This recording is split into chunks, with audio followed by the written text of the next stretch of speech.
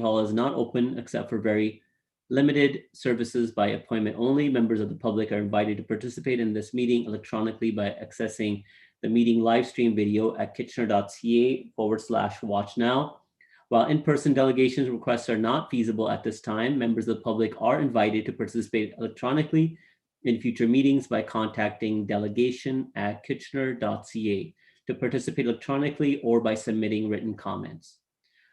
This is a formal public meeting to consider applications under the Planning Act. If a person or public body that would otherwise have an ability to appeal a decision of the City of Kitchener to the local planning appeals tribunal, but the person or public body does not make oral submissions at the public meeting or make written submissions to the City of Kitchener before the bylaw is passed, the person or public body is not entitled to appeal the decision. We have 3 items for this evening. The first one, item 1, which is the official plan amendment for Mill Street. Before we begin, I would note that a written submission on this matter has been received from Justin Fitzgerald, and Mr. Dumart will give initial presentation for 10 minutes, and then there are other delegations as well. Craig, whenever you're ready, please proceed. Thank you. Good evening, Mr. Chair and members of committee. Before you tonight, our official plan amendment and zoning bylaw amendment applications for the subject lands located at 1941 Mill Street. Next slide, please. The subject lands are in the Mill Cortland Woodside Park secondary plan and are currently designated low density commercial residential and zoned commercial residential 1 zone. The subject site currently contains 6 dwellings, some of which are houses which have been converted to small multiple dwellings. The subject lands front Mill Street and back onto the Iron Horse Trail. The surrounding neighborhood includes a mix of built forms, including single detached dwellings, some of which have been converted into small commercial uses, and small and large multiple dwellings. The subject lands are located adjacent to the Victoria Park Heritage Conservation District. Next slide, please. On February 8th, 2021, the Planning and Strategic Initiatives Committee deferred an official plan amendment and zoning bylaw amendment DSD 210051, which proposed to change the designation of zoning of the lands at 1941 Mill Street to allow for a multiple dwelling residential building with heights ranging from 3 to 12 stories, with a floor space ratio of 3.5. And the committee directed staff to work with the applicant and the working group to address concerns raised by delegations at the February 8th committee meeting. In the weeks following the February 8th committee meeting, the applicant met with members of the working group, which consists of 5 neighborhood representatives and the city planning staff to discuss the proposed development. Comments provided by residents during the meetings expressed support for an application that aligns with the proposed land use designation and zoning proposed through the Neighborhood Planning Review Project. This included support for 8 stories in height and a maximum floor space ratio of 2. The working group expressed support for the development to include units that front onto both Mill Street and the Iron Horse Trail. Furthermore, the working group were of the opinion that the proposal presented at the February 8th committee meeting was not in keeping with the scale of the existing built form in the area. Next slide, please. In response to the working group meetings, the applicant prepared a revised development concept that reflects comments received from the working group. The revised development proposal consists of a mix of multiple dwelling buildings, including back-to-back townhouses and stacked back-to-back townhouses up to 4 stories in height with a combined floor space ratio up to a maximum of 2. Parking for the revised development concept includes surface parking, and parking will also be located internal to the back-to-back townhouse units. Revised urban design guidelines were prepared by the applicant in support of the revised development concept, which provides site-specific design responses to ensure compatibility and appropriate design. So the urban design guidelines will be used as a guiding document throughout the site plan review process. Next slide, please. Oh, next slide, please. Thank you. So tables 1 and 2, they illustrate how the proposed official plan and zoning bylaw amendments are consistent with the proposed land use designation and zoning proposed through the Neighborhood Planning Review Project. And they note the key differences between the revised amendments and the previous proposed February 8th committee meeting amendments. So while staff is supportive of the revised official plan and zoning bylaw amendments, it is important to note the key changes between the February 8th proposal and the current proposed amendments. So the February 8th proposal included a 12-story multiple dwelling building with 176 units which included a mix of unit types and wrapped the structure parking with units. Of the 176 dwelling units, the applicant proposed to provide 5 affordable units. The 12-story building would provide a new feature of the city's skyline. It would create visual interest from several different vantage points and significantly increase density in the area that is well served by transit, including rapid transit. The revised proposal includes 4 multiple dwelling buildings up to 4 stories in height with 75 to 80 dwelling units with surface parking. So the revised concept provides approximately 100 less dwelling units than the original concept, and the 5 affordable units considered as part of the February 8th development concept are no longer being contemplated and will not be included in the revised concept. Next slide, please.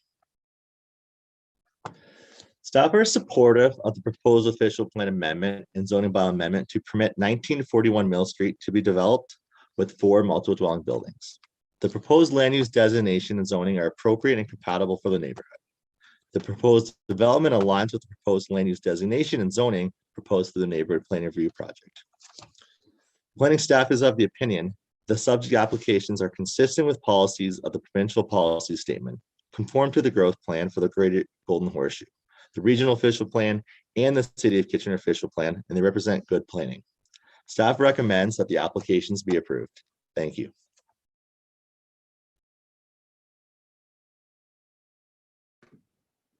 Thank you, Craig. Just for the committee, we'll hold our questions of staff and we'll circle back after the delegations. We'll go to Joseph Pupolo first.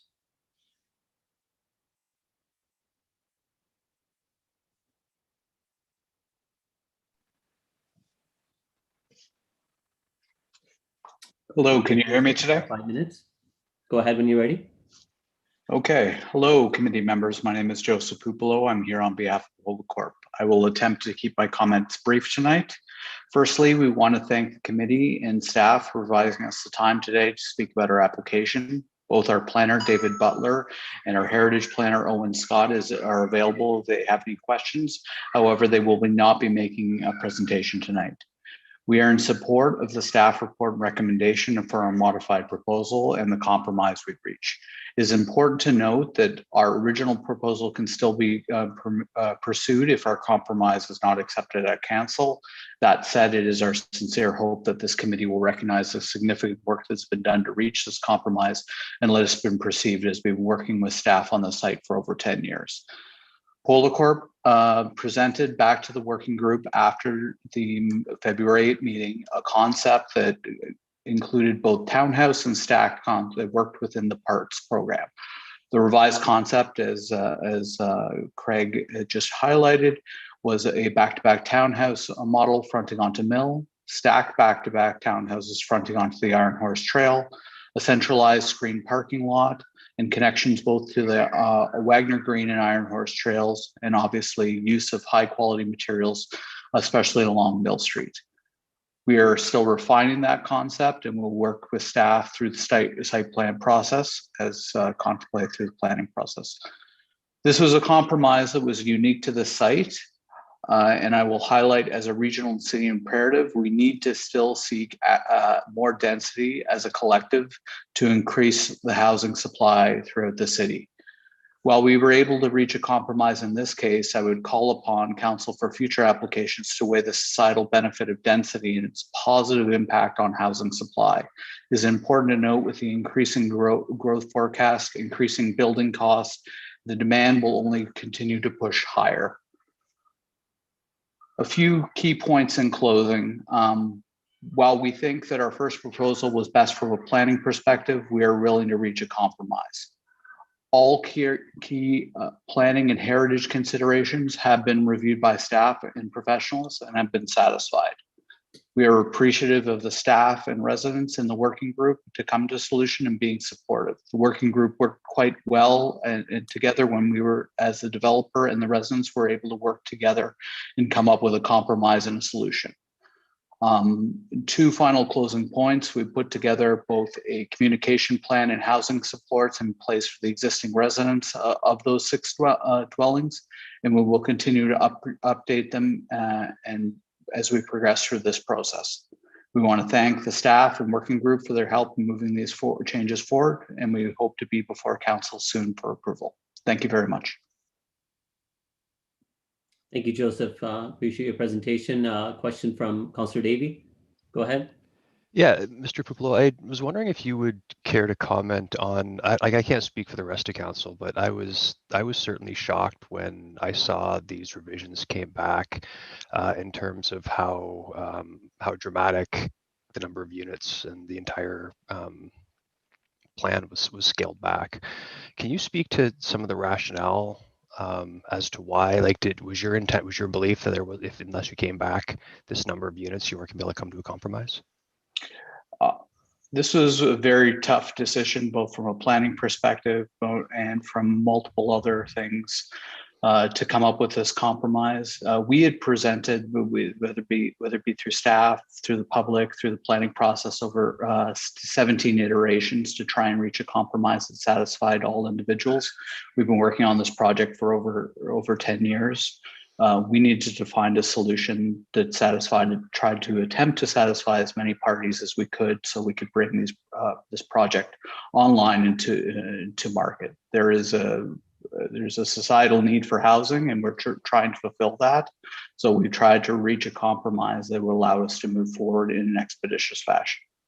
Okay, yeah, and I agree. There's a tremendous need, but I guess if not to put you on the spot, but to go from 176 units to possibly like 100 less seems much more than a compromise. Frankly, I was hoping for and expecting when we advised that staff discuss with you. So I guess I'm just asking, is this fatigue in terms of the your side of the argument, or is this honestly the best proposal that you want to put forward?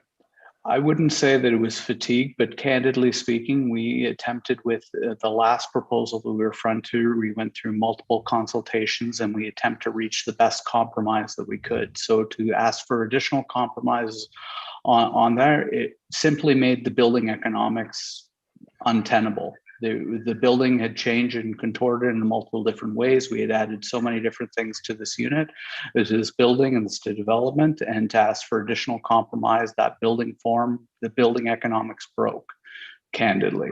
And it is not tenable to push something forward that can't be built, bring on new housing supply into the community. And that's what our real goal is, to bring new housing supply to the community. Yeah, thank you. Sorry, two more quick questions. Can you comment on the difference in pricing between the 176 unit proposal and the 75 to 80 unit proposal? Do you have that idea of that yet? We're still not at that stage. We're still designing the final form, so we don't know what the exact unit composition and floor plan. So it's very difficult for me to speak to an exact price point. And I think as everyone can appreciate on council right now, when you have the building costs and cost of materials and trade prices and all of those things in a high degree of flux, it's very hard to speak with any amount of certainty what the cost of a building is these days. Okay. Let me rephrase then. Can you comment whether the per unit cost, do you think it will be more expensive or less expensive or the same, or do you not know that yet? We don't have a final determination of that. We will know obviously when we bring it to market. Okay, great. And last question. It does look like there's parking minimums that you've attempted to meet. Is that because you wanted to meet that number of parking spaces, or if there was an opportunity to have fewer parking spaces, would you welcome that? We had looked for an opportunity for having fewer parking spaces because we're in a mass transit station area. We're close proximity to trails, so we wanted to create a transit-friendly development in any configuration, whether it was our original proposal or this one. We wanted to create a transit-friendly orientation in how we build this building. Okay, thank you. Thank you, Councillor Davey. Councillor Chapman. Yeah, hi, Joseph. Thank you for coming in and for speaking. I'll save comments for later, but I just had one question. Of the 4-story and 3-story stacked townhouses, what is the estimated height? I don't have an exact meter there. As through the zoning bylaw, we have flexibility within that. But as we stated in the previous thing, the existing as of right zoning is up to 6 stories. We're still working through the site planning process to determine the final height. But as you see, you have a 3-story elevation, which is consistent with what's on there right now, and it'll progress up to 4 stories. Again, we're still working on final elevations, and all of that will be permitted as per the zoning that's allowed and contemplated in front of committee today. Okay, thank you. Councillor Davey, you still have your hands up. Are you wanting to come back? Okay, perfect. Joseph, just a quick questions. Similar to Councillor Davey's surprise, I'm a little disheartened to see a loss of 100 units and the loss of 5 affordable housing units. I think that would have been a big win for our overall community and the housing need, especially the expected intensification of additional interest in housing in our urban core. So just to be clear, if you had these 2 options in front of you and council was weighing on either one, your proposal as was supported in the last committee meeting by staff and this new proposal that's updated, now is your preference to go with this one? Or if the choice was there on the table, would you still consider or be more optimistically wanting of the last supported proposal that you had put forward by staff? We made a compromise with the neighborhood and other individuals on the working group in good faith, and we don't take those compromises lightly. I don't think that would be a good faith move for us to regress. We worked with the working group through a series of meetings after the February 8th meeting. We worked very hard with staff immediately following that. So at this time, we're going to progress with our compromise, hoping that'll be accepted by council, understanding that if not accepted by council, we have the legal right to pursue our original application. Okay, well, I appreciate the candid reply back and your willingness to have made the compromise and changes as the neighborhood wanted and committing to it. So there's value to your word, and that's appreciated by this committee as well as by the community as well. Joseph, thank you very much. There's no other questions for you. Thank you. So Owen Scott and David Butler are there in attendance, but they're not presenting. So next is Jane Peller. Jane, you would have 5 minutes.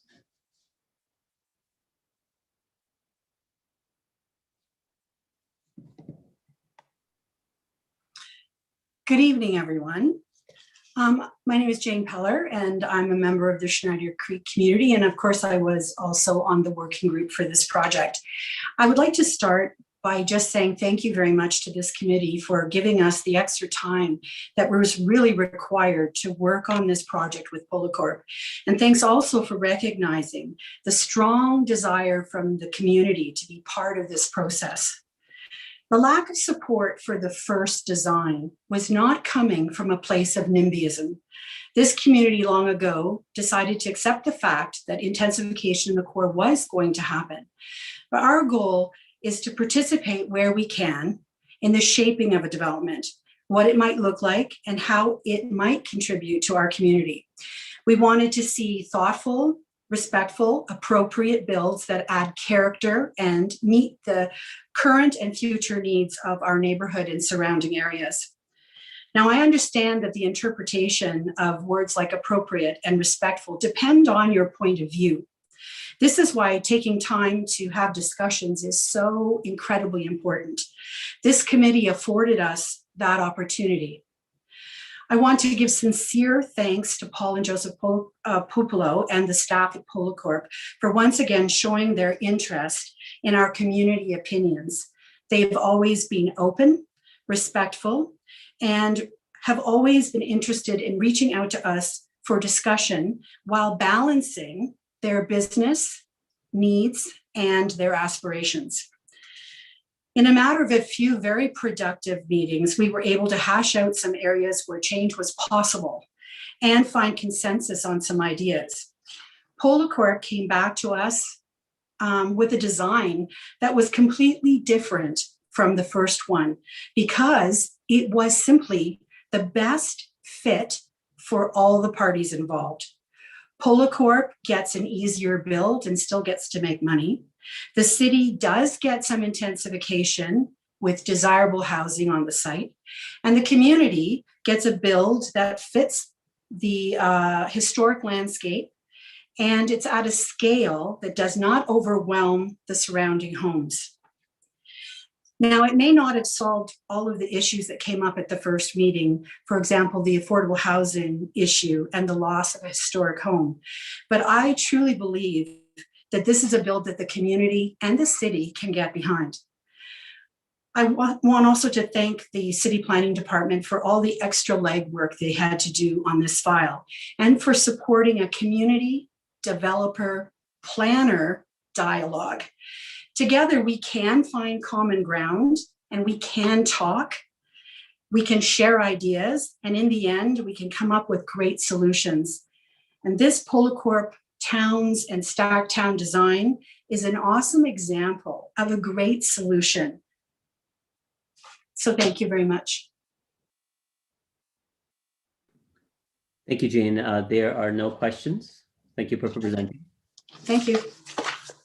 Next is Deb Westman.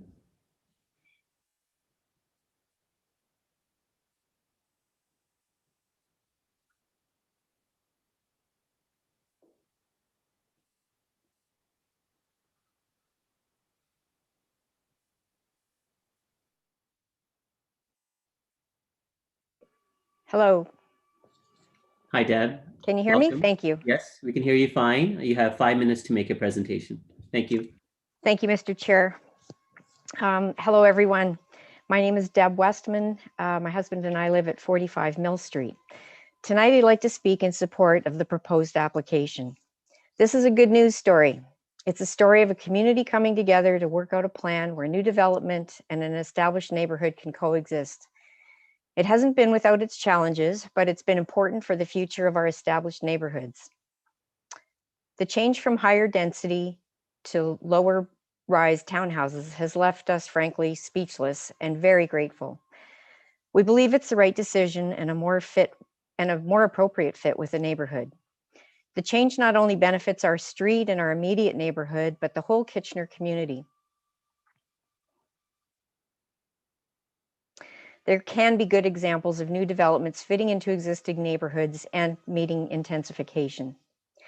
I'd like to thank Polacorp, Paul, Joseph, and Matthew for the stunning turn of events, their time and will to make this change happen. It's been a lengthy process and a challenging one, as I said. We also had some laughs along the way, which was great. We're in this position today because they chose to make the difference. I'd like to thank everyone who participated in this process, which is an important one, as Jane has already said. Mr. Mayor, members of council who supported the deferral so we could get back to work.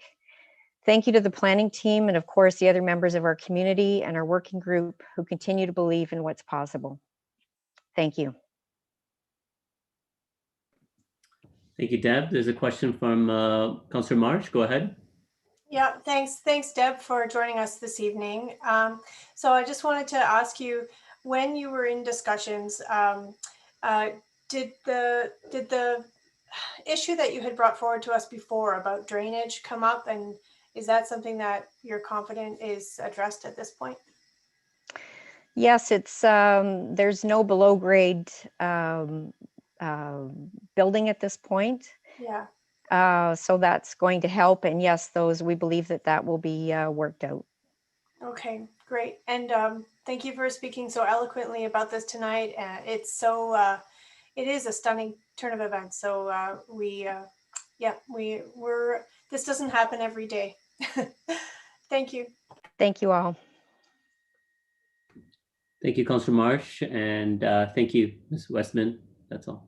Oh, there is actually, yeah, that's Councillor Marsh. She still has her hands up. No, there's no one else. Thank you for presenting. We appreciate your time. Thank you. Next up is John Ryrie. Through the chair, Mr. Ryrie is not on the call.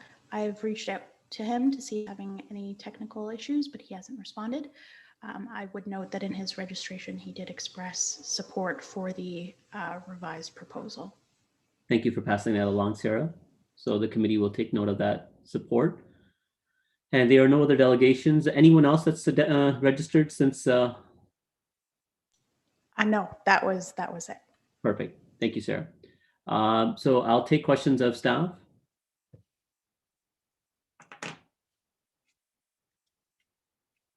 Councillor Davey? Thank you. Just to follow up on my other question, the original proposal had, I don't think really any surface parking. I think the developer mentioned the surface parking is largely at the city's request. If they wanted to change the amount of parking that they were to build between now and when this gets approved or site plan, would they have the freedom to do that without coming back to council? Through the chair. So the previous proposal included 1.1 spaces per unit, and that was within a structured parking, which is RAPA units.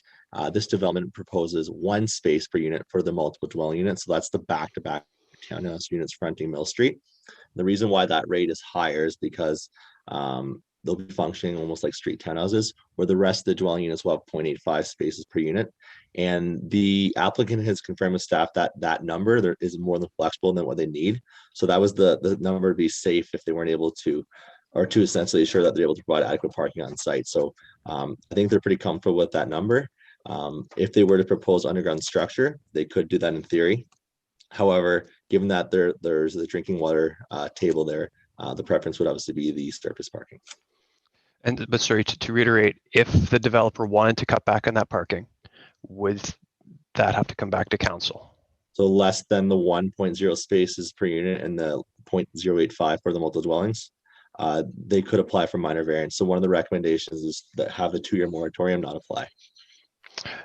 Is there a way, and I'm not saying I want to do this, I'd look for the ward councillors for support as well, but is there a way that we can give them, I guess, pre-approve them to reduce the parking? Because frankly, I don't see a need for parking that backs onto the Iron Horse Trail and was in a transit stop location area. So I'm not saying that I don't want to push it on the developer, it's their choice, their preference, but I want to leave that open to them without them having to come back to a committee of adjustment or anything like that.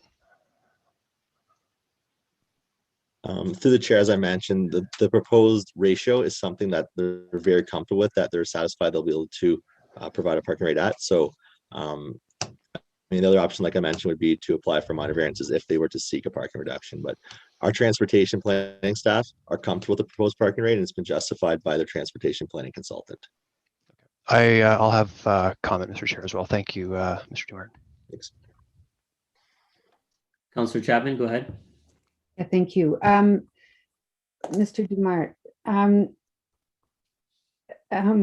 where do I want to start? Okay, so the building falls under an R8 zoning category with 2 specifications or modifications, is that correct?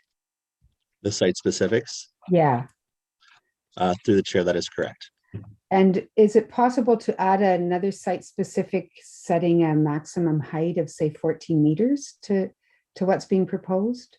Just to, and the only reason I say this, it would formalize what's already being proposed, right? Yeah. Through the chair, the design guidelines will actually guide what the development looks like. So we have the approved urban design. We're asking council and committee to approve design guidelines, which will then guide the site plan process. So that will then determine, essentially, will, I guess, dictate the heights is the design guidelines that we have council and committee approving. So, but under R8, the height limits are yeah, stories, right? Through the chair, the R8 zoning permits a maximum height of 24 meters. The proposed Res 6 zoning, which is contemplated through the NPR, proposed a maximum height of 25 meters, and the current CR zoning permits a maximum height of 18 meters. So what they're actually proposing in their concept is less than currently what's permitted in the zoning, and Right. they're also capped at a maximum floor space ratio of 2. So they wouldn't be able to do 4 multiple dwelling buildings up to 8 stories because they would then exceed their floor space ratio. Right. So you're saying that the 2 FSR will dictate the allowable height. So there, in other words, there's no reason to put a height limit. In theory, the FSR dictates the massing, right? So I guess if you're asking, could they do 4 stories or 4 floors that are 6 meters tall? In theory, yes. I don't think that'd be economically the wisest decision, but in theory, they could do that. Yeah, and I'm not trying to in any way modify what's being proposed here, because I think it's as has been stated by the developer and yourselves, this is a very workable project. I just wondered if there was any value to specifying the maximum height within R8, just to formalize what's being proposed. But if you don't think there's a need for that, then I understand. Thank you. Councillor Schneider.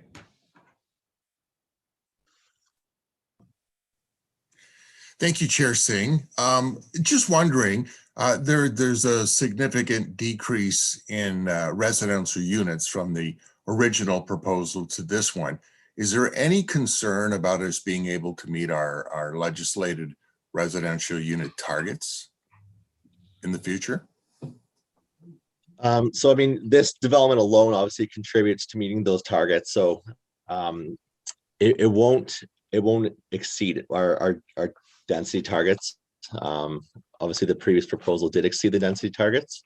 I believe it's 150 people and jobs per hectare. This one is close to that, but it's also not exceeded the previous proposal. However, those density targets are obviously over the entire urban corridor versus just a specific site. So I think we still have the opportunity through other sites to actually meet those targets. Okay, thank you. All right, those are all the questions of staff. I'll open up for comments. Actually, before we go to comments, can I get a mover for this? Moved by Councillor Chapman. So for comments, I have Councillor Marsh first. Actually, I'll defer my comments to later. It appears that the delegate who was unable to get on before is here. And so I just wanted to bring that to your attention. Okay, John Ryrie, Mr. Ryrie, do you want to present?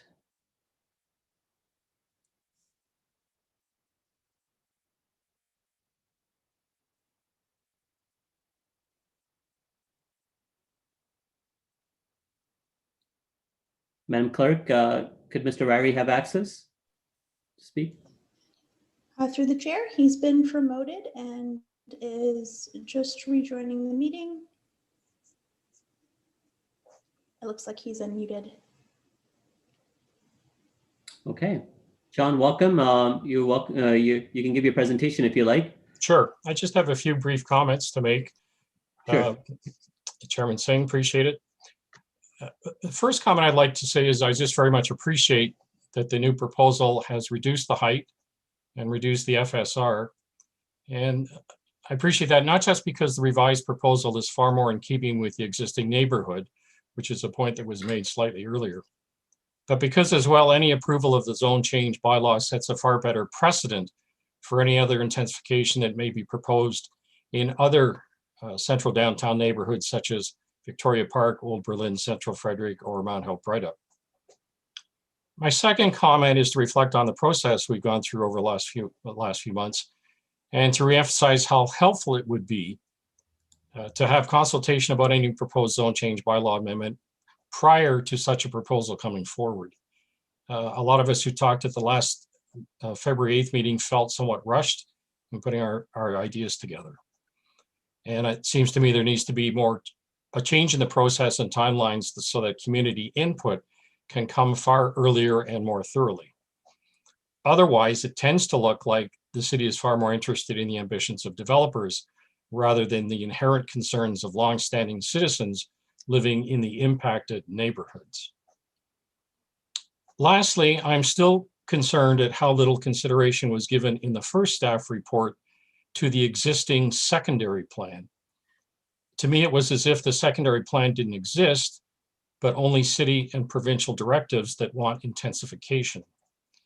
It would be my view as someone who was very much involved in the development of the Central Frederick secondary plan, that secondary plans should be the basis for any proposed redevelopment plans, if for no other reasons than that they predate all the other directives by as much as 35 years, and they are the primary and fundamental city documents that outline how neighborhoods should be sustained and improved. And I noted that even tonight, in the conclusion that was given, the list did not include a reference to the secondary plan, which I just found astounding in terms of how the planning department's treating these issues. So those would be my comments. I really appreciate the reductions because it keeps its building will be much more in keeping with the neighborhood. And Thank you, those John. other comments, I appreciate you. Of course, we appreciate your time. I have hands up for Councillor Marsh and Chapman. Not sure if that was for the comments going forward, or Councillor Marsh, do you have questions of John Rary? No? Okay. Councillor Chapman?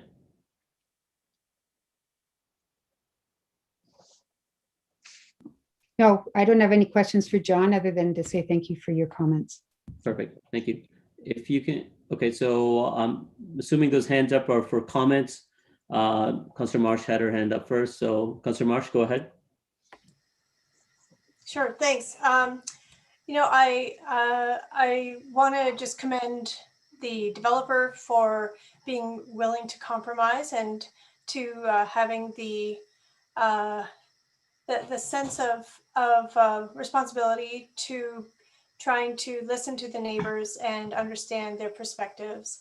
Yes, we want intensification in our cities, but we need to make sure that they're appropriately placed within the context of the neighborhoods that that the LRT is in. I do want to comment that I believe that the staff report did refer to the our parts planning process, which for all intents and purposes, the parts planning is like the updated secondary plan. And so Mr. Ryrie did mention that, but for all intents and purposes, the parts plan isn't indeed the secondary plan. So I'm pleased to see this come before us, and I'm pleased to support it. And thank you. Thank you, Councillor Marsh. Councillor Chapman, because you're moving it, do you want me to come to you last, or do you want to make your comments now? No, you can come to me at the end. Thank you. Okay. Councillor Davey? Thanks. I'm not sure what to think. On one hand, I'm very happy that the local residents are happy with this development. And I'm not sure I've seen many times where something's been walked back to this degree in terms of a development. On the other hand, I don't agree with the notion that this was a win on all sides.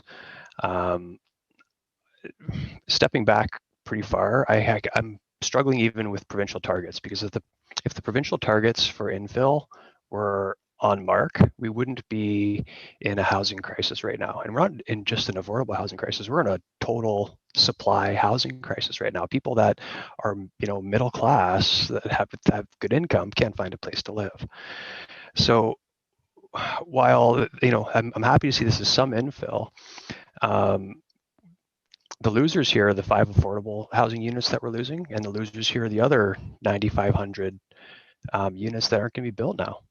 And in terms of affordability, even if those other 100 units weren't technically affordable, when you're talking about affordability, the most important thing to me is what other areas in your life can you not spend on? And the most obvious one is a vehicle. Vehicles, between depreciation, gas, maintenance, and the cost of the vehicle itself.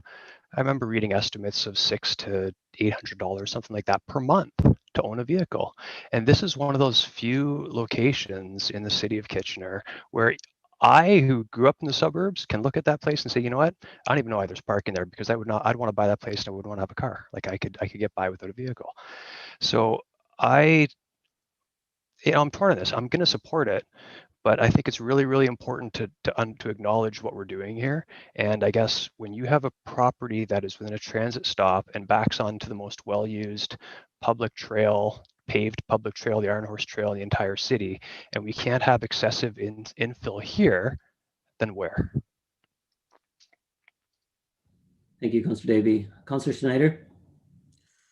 I'm fine. Councillor Davey hit on everything I wanted to say. Thank you. Thank you, Councillor Schneider. I'll quickly make my comments as well before I go to Councillor Chapman as the last speaker, as she's moving the motion. And my feeling and sentiment about this is very similar to Councillor Davey and Councillor Schneider, who pretty much said he echoes the same comments as what Councillor Davey has said. We're a bit of a bind. As already said, this is absolutely a win for the neighborhood, and it's a compromise that seems to be acceptable and satisfactory to the developer as well. And again, staff are supportive of this along with the initial proposal. But what we have to take a step back and realize is that we have to look at the community at large. Did the community at large win out of this compromise? And that may be up for assessment by those seeing it differently. 100 units less means there's 100 families that will not have that same pleasure and access to Victoria Park, that ease where they can just walk outside and enjoy that amenity, that jewel that's within our city.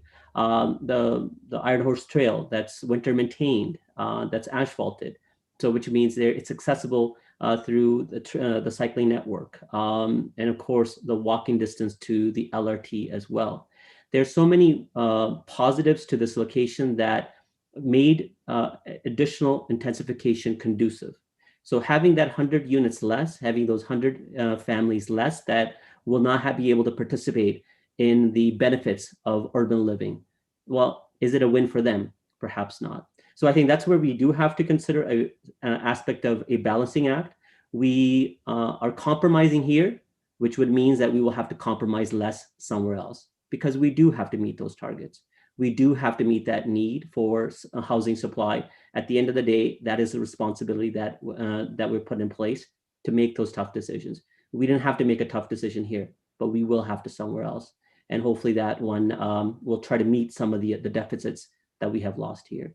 So I will support it. But again, holistically looking, I think it's something that perhaps we've taken a loss on in some aspects and a win on others.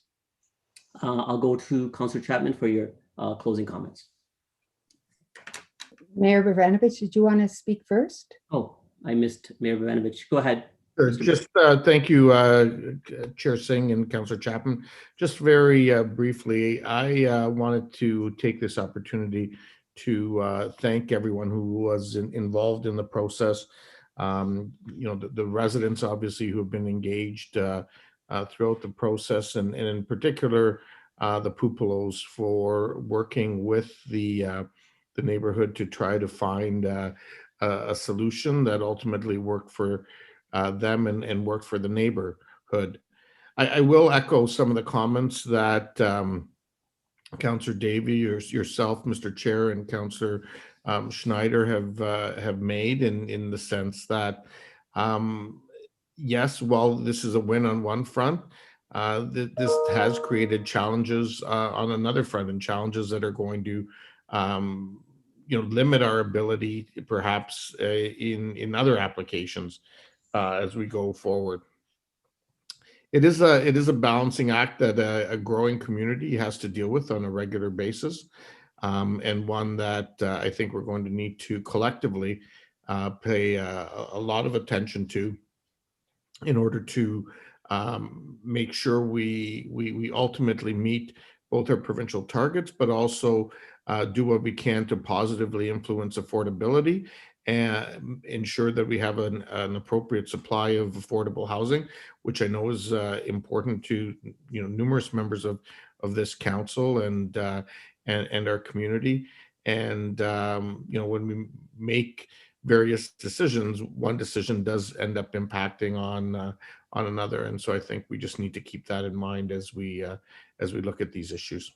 Thank you. Thank you, Mr. Mayor. And now back to Councillor Chapman again. Yeah, thank you. I want to send out a really big thank you to all the people that were involved in this. The Polo Corp has been at the table from the very beginning and willing to meet with residents. And I had the honor of being part of that process. I commend staff for their patience and the work that they put into this project, this proposal as well. And so thank you all. And it was incredible for me to see the knowledge coming out of all aspects of the participants through this whole process. And the work that residents in particular had to put into learning all of this, the ins and outs of the planning process. And it was very rewarding and interesting to watch. So thank you all. I just want to pull a couple statements from the report, and because this is, I think, to me, what makes this outcome as positive as it is, that the report demonstrates that the development proposal will not negatively affect adjacent properties having heritage attributes. And also that staff is of the opinion that the proposed development will help to increase density in the area, which it will. And the proposed build form will contribute positively to the streetscape. And I think in that context, it's something that both the whole process and the outcome is something that is worthy of supporting. Of course, as has been mentioned, there were some things that could be said to have been lost, and that was we didn't have the same number of units as originally anticipated, but we do still have more units.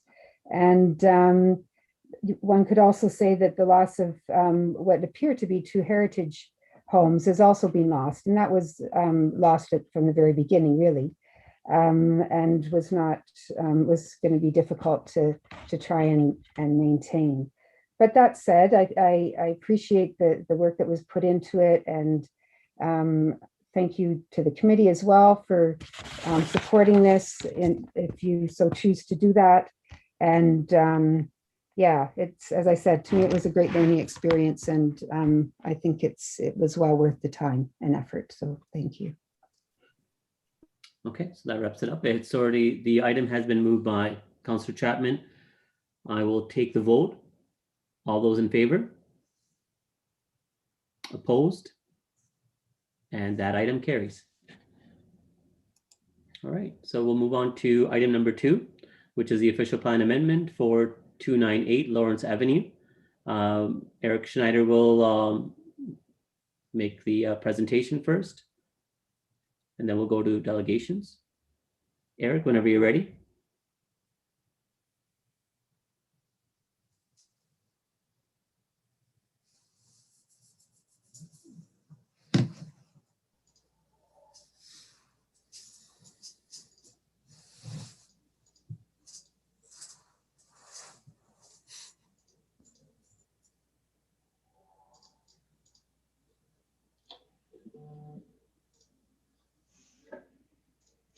Thank you, Chair.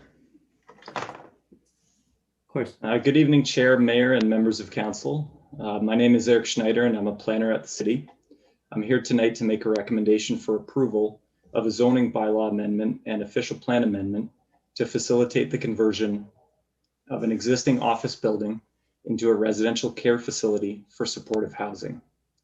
Next slide, please. The subject property is located on the northeast side of Lawrence Avenue between Victoria Street and Highland Road. The site backs onto Belmont Park, and the surrounding neighborhood is a mix of residential, commercial, and light industrial. Next slide, please. The existing building is a 1-story structure that has been used as an administrative office for the Hospice of Waterloo Region for the past decade. It's currently vacant after the hospice recently relocated their offices. Next slide, please. Thresholds Home and Supports is a local nonprofit organization that is proposing to operate 2 group home units within the building for their Extraordinary Needs Programs, ENP2 and ENP3, at the subject property. Staff is recommending approval of these applications to support the adaptive reuse of the building for these purposes. That concludes my presentation. I'll be happy to respond to questions at the appropriate time. Thank you.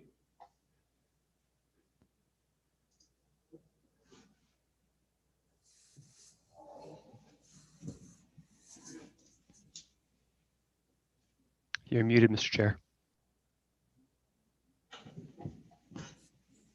Thank you. I keep doing that, but thank you, Eric. We'll just go to our delegation. Kristen Barstill, you have 5 minutes.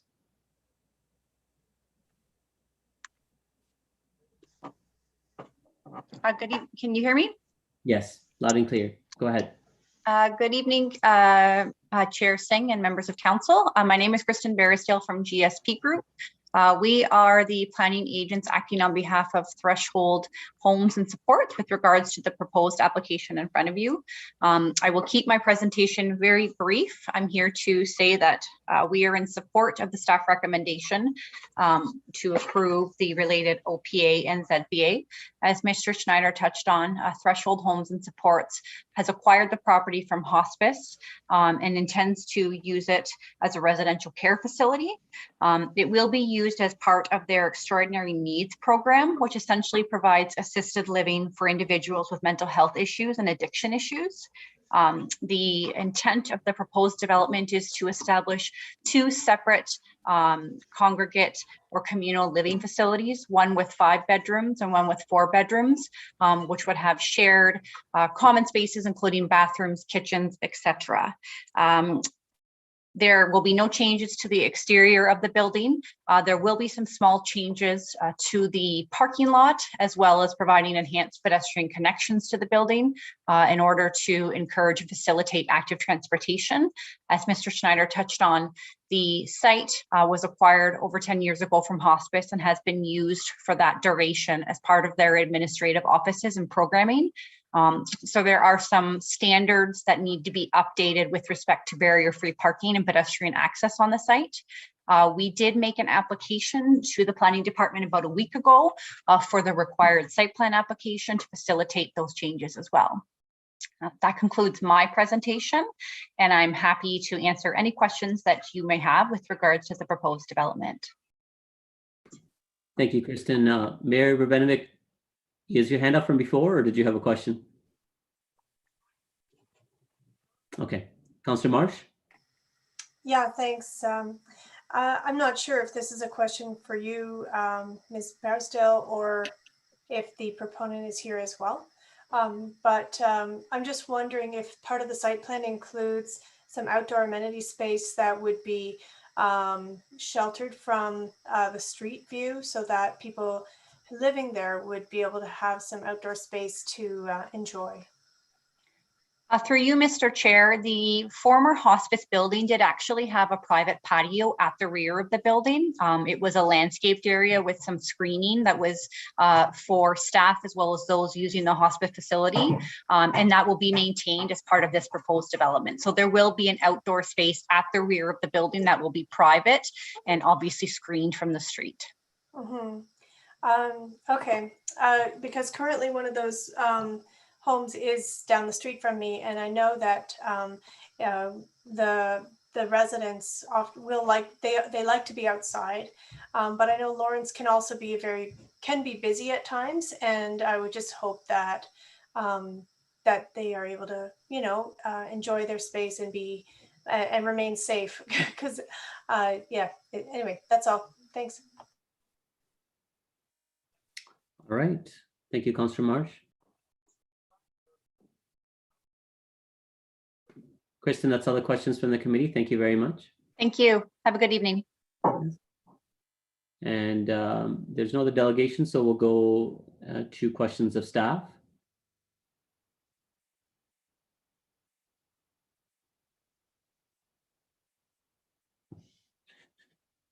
I see no questions of staff. Can I get a mover for the item? Councillor, I don't know who it was. Councillor Johnston. Oh yeah, Councillor Johnston, it's in your ward, so I'll come to you. Thank you. Moved by Councillor Johnston. Any comments? I see. Oh, Councillor Chapman. Well, I just think this is should I go? Yeah. I think this is a great use of the space. I'm glad to hear this, and I know Thresholds does great work and can always use more space. So I'm really pleased to see this proposal. Thank you. Councillor Ioannidis? Thanks, Chair Singh. Yeah, I agree with Councillor Chapman. I think this is a really great use for that building and what it was previously used for, and knowing Lawrence Avenue as well, it's close to a lot of things, so it'll really be really suitable for this new Awesome. Thank you, Councillor Ioannidis. I see no other hands. I'll call the vote. All those in favor? Opposed? And that item carries as well. Thank you. So we'll move to item number 3, which is the zoning bylaw amendment for additional dwelling units. First, there's a presentation of staff. Richard Kelly-Ritz will provide a 5-minute overview of the item, and then we'll go on to our delegations. Richard, whenever you're ready. Thank you, Chair Singh. Good evening, members of council and residents of Kitchener. We are pleased to present to you this evening a city-initiated zoning bylaw amendment for additional dwelling units. Next slide, please. There are about 57,000 low-rise residential properties in Kitchener. What do we mean by low-rise? Well, these are neighborhoods which are mostly single-detached family dwellings, have some semi-detached dwellings, and some street townhouse dwellings. We now find ourselves in an era of rising housing costs and more limited supply of housing options. What other options are available for housing in our low-rise neighborhoods? Next slide, please. Let's rewind to the 1990s. In 1994, Kitchener City Council passed changes to zoning bylaw 85-1, which are still in effect today, which allow most low-rise properties in Kitchener the ability to add a duplex. It is fair to say that right now, most properties in Kitchener that are low-rise allow 2 units in the main house. And we've seen some success with these duplex permits over the last couple of years. Between 2008 and 2020, we've seen an average of about 200 building permits being issued for duplexes in each of those years. Next slide, please.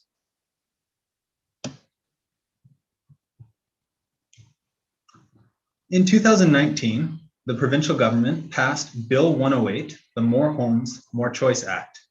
This made changes to the Provincial Planning Act, requiring all municipalities in Ontario to allow up to 3 dwelling units on a property. That would be 2 in the main house and 1 detached in the backyard. The purpose of this bill aims to increase housing options in Ontario.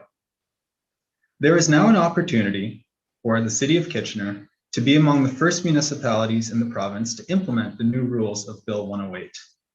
If these proposed changes are approved this month, these new rules could be in place ahead of this summer's construction season. As mentioned, City of Kitchener already allows duplexes in single and street townhouse dwellings since the 1990s, and this already meets the requirements of Bill 108. What other changes have to happen to existing zoning bylaw 85-1 to meet this bill?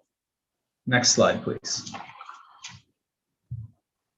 Well, there are 2 main changes, and the changes proposed this evening are as follows. The first is to allow detached additional dwelling units as part of a lot which contains a single, semi, duplex, or street townhouse dwelling. Detached additional dwelling units are more commonly known as backyard homes, tiny houses, or laneway suites. If permitted, the approval process for these at the city would start with a scoped site plan approval and finish with the standard building permit issuance process. To give you an example of what these units might look like in a Kitchener context, here's an example from the City of Hamilton. On the left, you can see an older accessory structure, which on the right was converted to what we might call an additional detached dwelling unit. As shown on the screen, this is a reasonably sized building that is modest in scale and contains 1 dwelling unit. Next slide, please. The second change proposed this evening, if we can return to the previous slide. Thank you. The second change proposed this evening is to allow semi-detached duplexes in each of the 4 zones which allow semis. Currently, semi-detached duplexes are allowed in 2 of these 4 zones, and the proposed changes would expand this to allow duplexing of semis in all 4 zones. Once permitted, semi-detached duplexes could proceed directly to the building permit process. Now, of these 2 changes, detached additional dwelling units are certainly the more substantial one and a more substantial change to what will be allowed in Kitchener going forward. For the detached units in particular, we wanted to take some additional consultation steps before introducing these new unit typologies into our neighborhoods. Next slide, please. On top of normal notice requirements such as newspaper ads or website updates, we conducted a 2019 online survey on Engage Kitchener and held a February 2021 focus group on the Better Impact platform with a volunteer pool.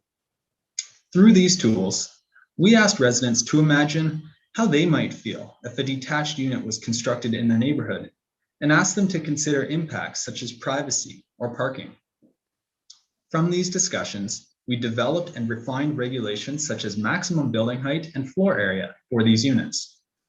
For example, the changes proposed include a maximum building height of about 1.5 story for these units and a maximum floor area of half the size of the main house, or in cases where the main house is quite large, a hard cap of about 860 square feet. Should the bylaw be passed at council, staff will be monitoring the impacts of these units in our neighborhoods over the coming months and years and consider further adjustments to continue to integrate them into our community. Next slide, please. In closing, we are excited about the potential of these proposed changes as they widen housing options available in our low-rise neighborhood, are a gentle form of intensification, and offer residents the opportunity to age in place. This concludes staff's presentation. Thank you for your time, and we look forward to responding to questions. Thanks, Richard. I'll go to the delegations first, and then I'll have the committee come back to you for questions of staff. So if committee members can just hold their questions of staff first. We have Heather Madgery. Heather, you have 5 minutes to make your presentation.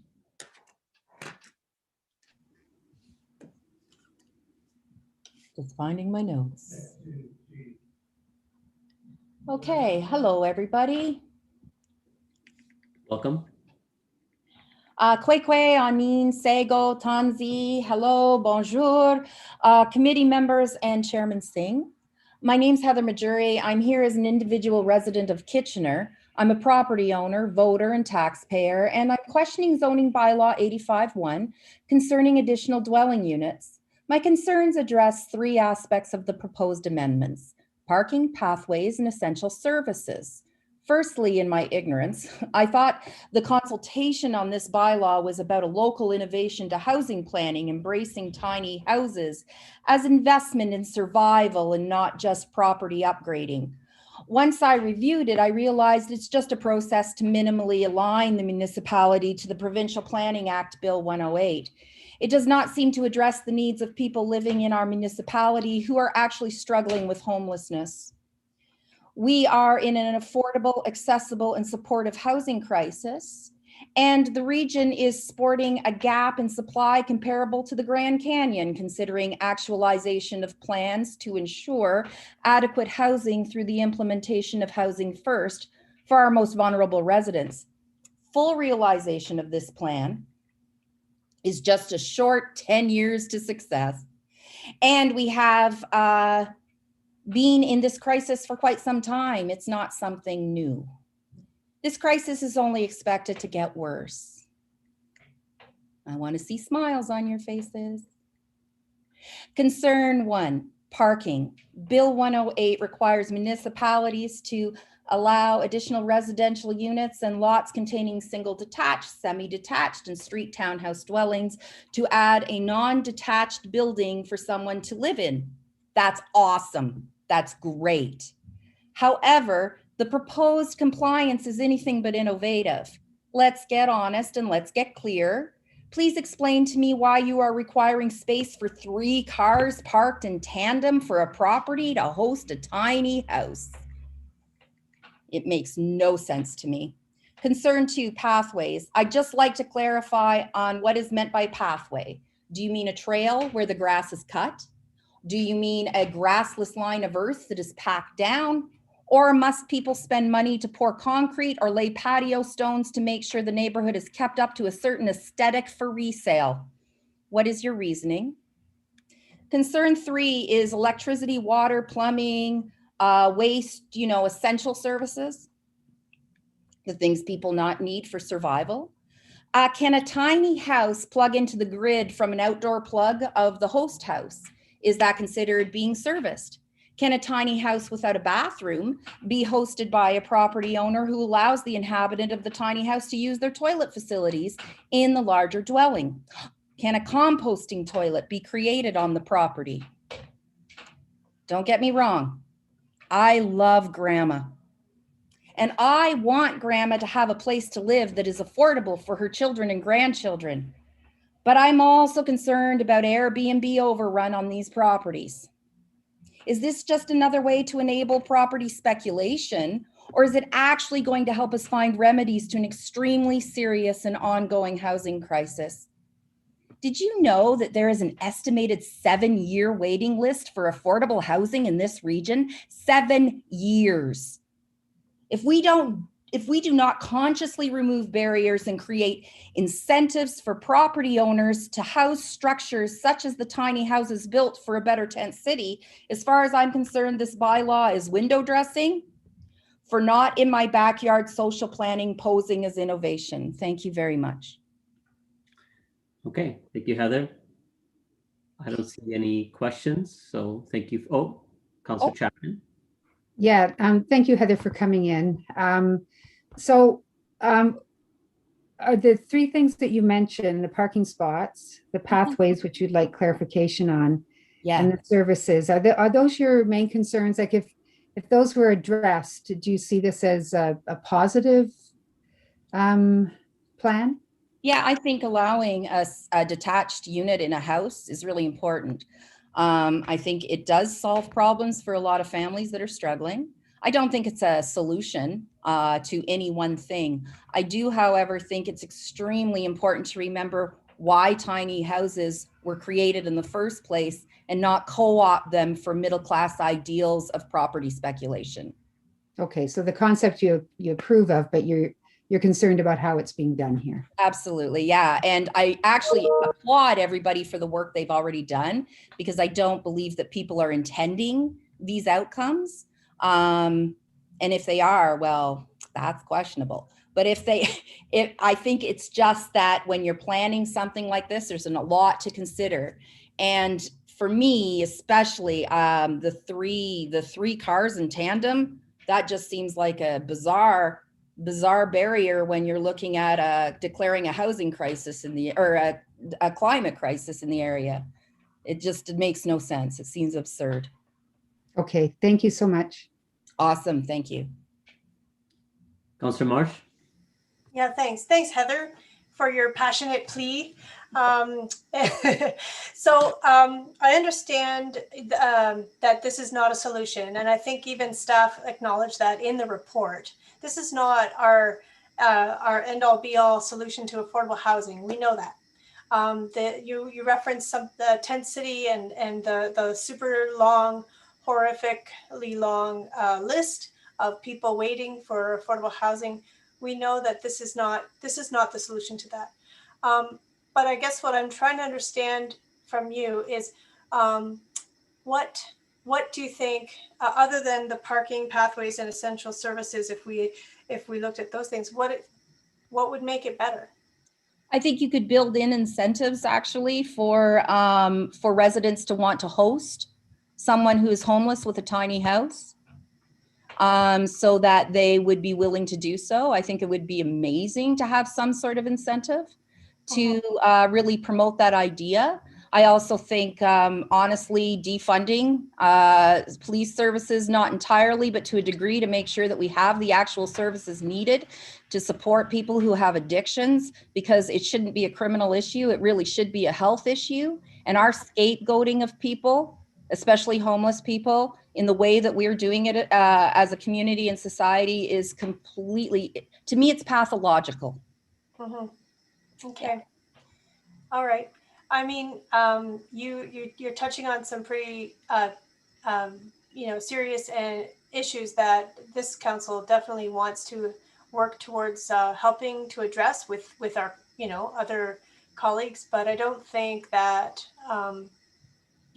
Anyway, I don't know that we can use this policy to fully address those. But I hear where you're going with that. The idea of incentives. Well, the 3 cars is insane. I don't know why you would need 3 cars in tandem for a tiny house to be built. To me, that seems like you'd have to have an awfully big property that would have to be quite large to be able to even deal with that. So I can't see why that would be helping a housing problem. I definitely think it would be helping a B&B problem. All right. Well, thank you. And I will ask your questions to staff later. Thanks. Awesome. Thanks. Thank you, Councillor Marsh, and thank you, Heather. Appreciate you. Forward. Next up is Mark Tonin.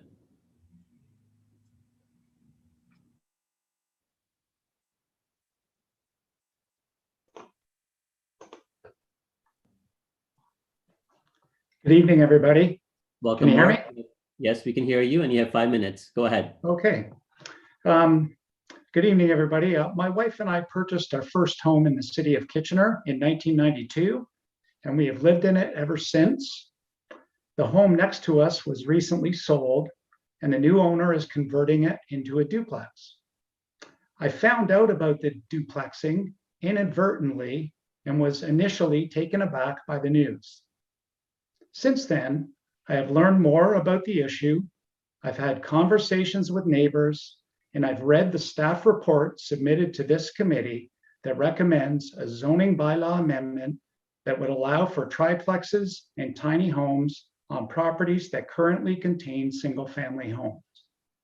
I have some thoughts regarding the proposed bylaw that I would like to share. First of all, I support the need for more affordable housing, more affordable home ownership, and urban densification in Kitchener.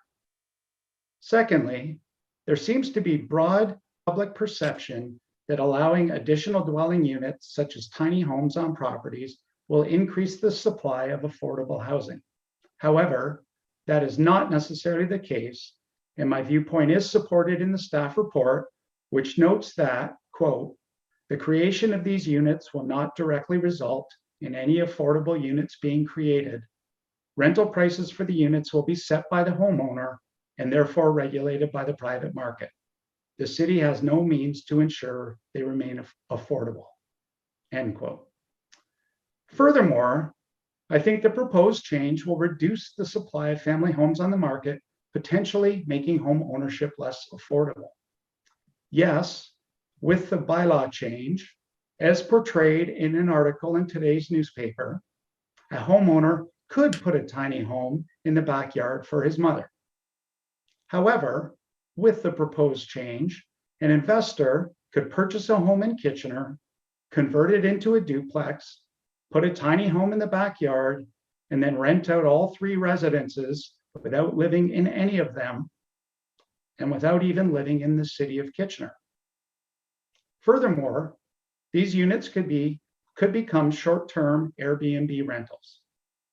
In either case, a family home has been turned into what is likely to be a more expensive multi-residential property.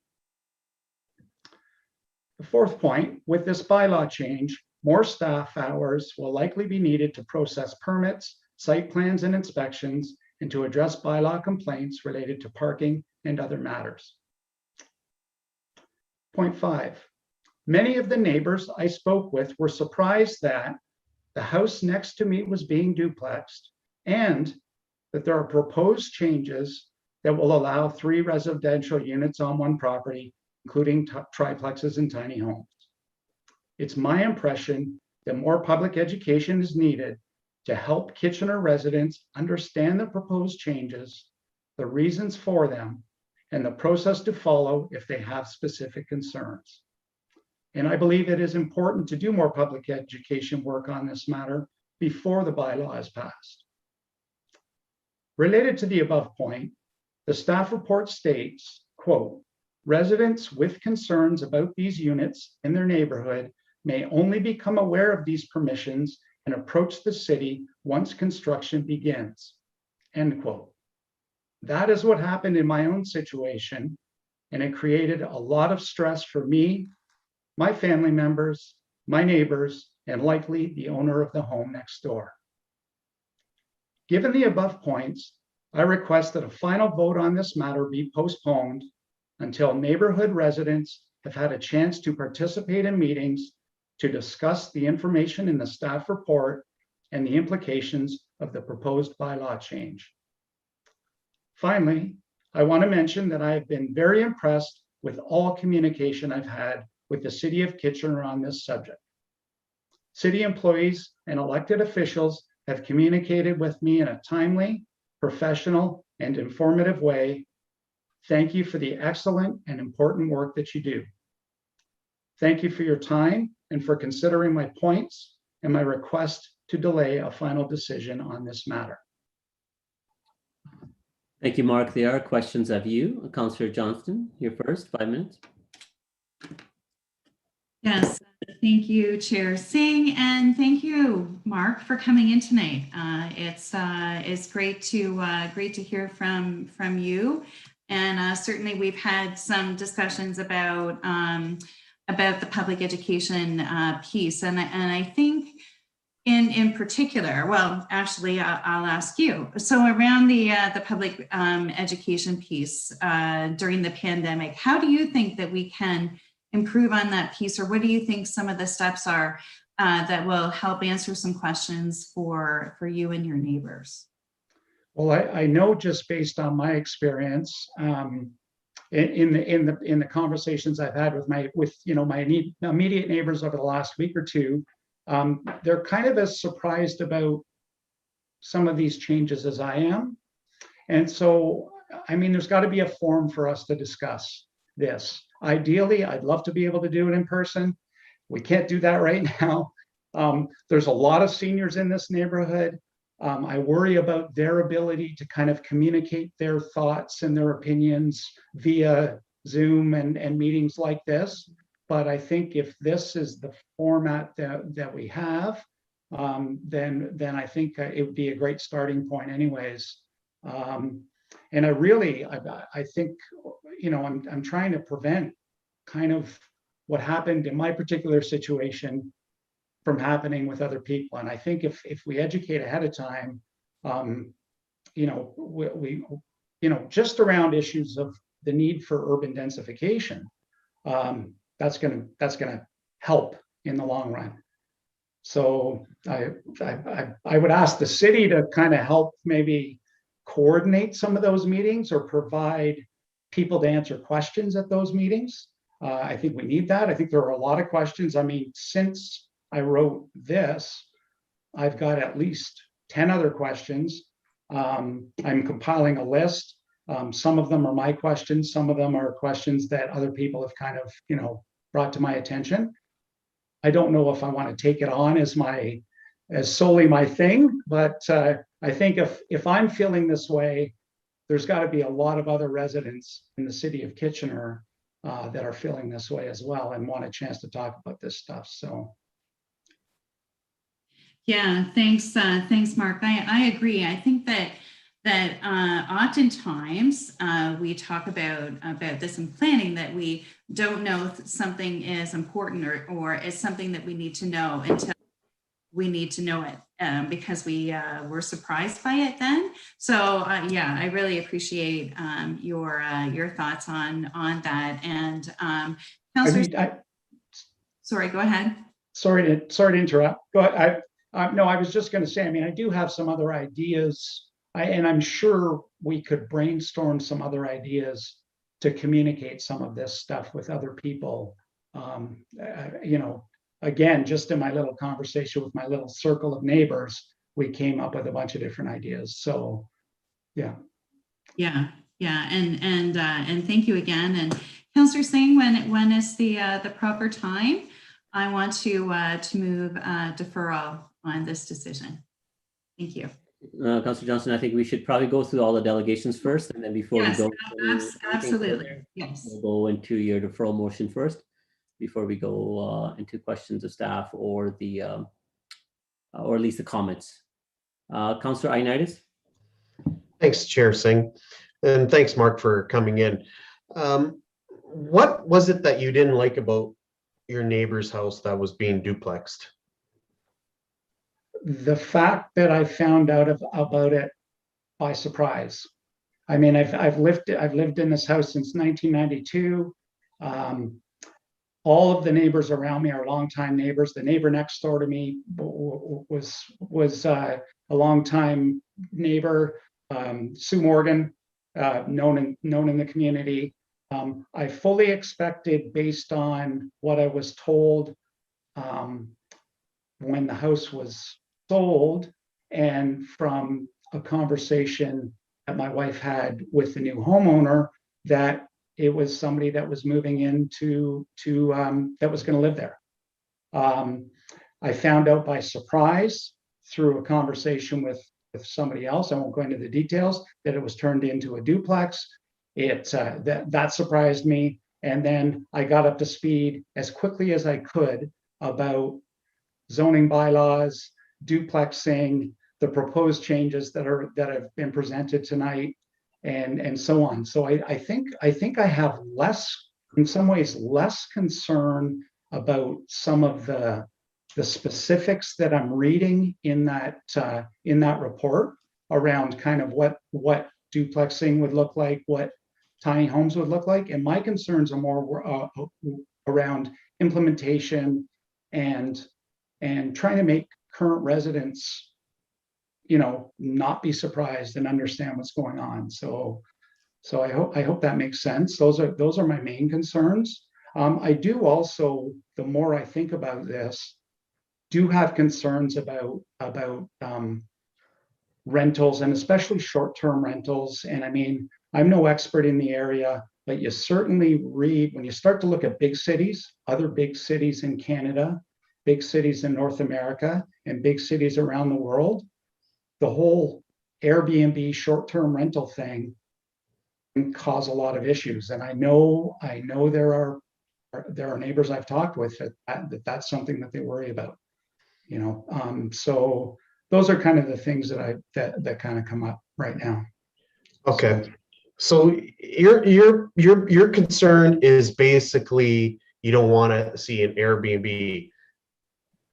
Is that because I'm not sure? Are you not wanting to have renters next door to you, or do you? Or is it? I think that without sounding like a not in my backyard kind of person, I mean, I do think that there is a concern if anybody would have a concern if they ended up with a house next door that was turned into a rental where the owner was not around and the place was starting to have problems. I'm not suggesting that that's what's going to be happening in my particular situation right now. I'm pretty confident it's not going to be happening in my particular situation right now involving the house next to me. But that is definitely, I think, a concern that people have, a big concern that people have. And this neighborhood has been a great place for the last 30 years. And everybody who's lived around here kind of has stayed here because it is a great place. And I think we're just kind of a little bit afraid that maybe it's going to change. And certainly talking to people, I know lots of people that have moved in their lives because of a situation next to them or in their neighborhood that was causing them grief or problems. So those are my concerns. They're more general at this point, but I think they're valid concerns, and I definitely wanted to bring them forward. Okay. So I guess my other question is with regards to so with the process and all, and so you don't have an issue with it being a rental, and I guess, and if you don't have an issue with it, I can see your point with an Airbnb. So what would you, if there was a process that was involved, and let's say you're more just surprised is what I'm getting the answer from you, but you're not opposed to it being a duplex or anything else. So what would you like to see in there? Well, I guess I'm wondering, and it's hard to know kind of how to do this, but some kind of communication with me from maybe from the city. Like, I'm just trying to think of how to stop this surprise or shock in the future for other people, because it was stressful. And right now, the way it worked is, yes, they applied for a building permit. Yep, they posted the building permit in the window of the house. You can't read the building permit from the street in the window. I didn't even know until now that I could search building permits. Like, this is all new to me. I've never had to deal with a situation like this before. And I imagine in certain neighborhoods, in certain situations, that would be the case with other people.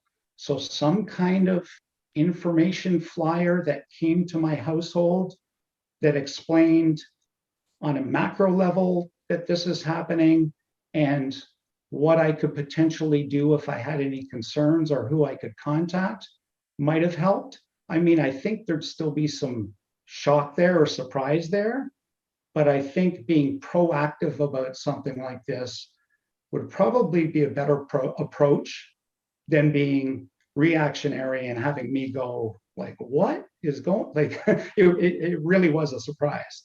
And so I'm not sure exactly what the solution is to that, but I certainly would have liked to have known before finding out by surprise. Okay. All right. Thank you. Thanks. Councillor Marsh. Thank you. Thanks, Mark, for your email last week, late last week, and also thanks for coming in and sharing your thoughts with us. I feel for you. I understand that, you know, you've lived in a very stable, quiet, almost sleepy at time neighborhood, right? And yeah. And it's beautiful. But you know, what you've experienced here with this level of surprise and concern about the new changes is not uncommon, because where we are at in this city as a growing city, you know, the development that we've started to see ramp up in the downtown neighborhoods, one of which I represent, you know, is starting to expand throughout the rest of the city. And so you're right that people should be able to have a heads up to understand, you know, this is what's happening in our growing city. But it is a challenge. I'll say that. Like, if you had received a flyer or an invitation to participate, you know, on Engage Kitchener in our survey, which we did 2 years ago, I'm not sure if you didn't think that it would impact you directly in your neighborhood, if you, or not necessarily you, if anybody would think twice and say, wait a minute, I better pay attention here, until it starts to impact, you know, in a person's neighborhood. So I'm just trying to understand if you have any additional insights or thoughts about how can we do that in a way that's not like, pay attention right now, you know, sort of like this, you know, scaremongering, because I don't think it has to be scary, but are there other, you know, do you have an idea of how we could have gotten your attention earlier 2 years ago when we did the survey? I think if somebody else in the neighborhood had told me about their particular situation, or had kind of said, hey, Mark, this is going on, this is how it works, this, you know, then maybe that would have helped to get my attention. I mean, I think also part of it is, let's face it, we're all busy people. Yeah. We all have busy lives. I'm a little less busy now because I'm a retired educator as opposed to a still doing it educator. So I've got the time and the bandwidth to kind of to look at this stuff. But I don't know if I have the answer for that. But I do think something community. That'd be awesome. Right? Yeah. So I understand your perspective and your desire to see us defer this issue. And even if we deferred it and we held neighborhood meetings throughout the city about this particular topic, I don't think that we would address the overall goal that you're hoping to achieve here with making sure people, all have a heads up. I feel like, anyway, it's a challenge. I do want to respond to two other things that you said. So one is just that with regard to people who are not tech savvy or not comfortable on Zoom, they can just use the phone, right? Just pick up the phone and that's an easy way for people to engage. And also, I'm really sorry for your loss with your neighbor. We all on this council knew Sue because she was very engaged and she would have told you about it. If she had known about this, she would have been the one to tell you about it. But anyway, thank you very much. Thanks. Councillor Davey? Yeah, thank you. We've taken a ton of your time, Mark, so I'll be brief.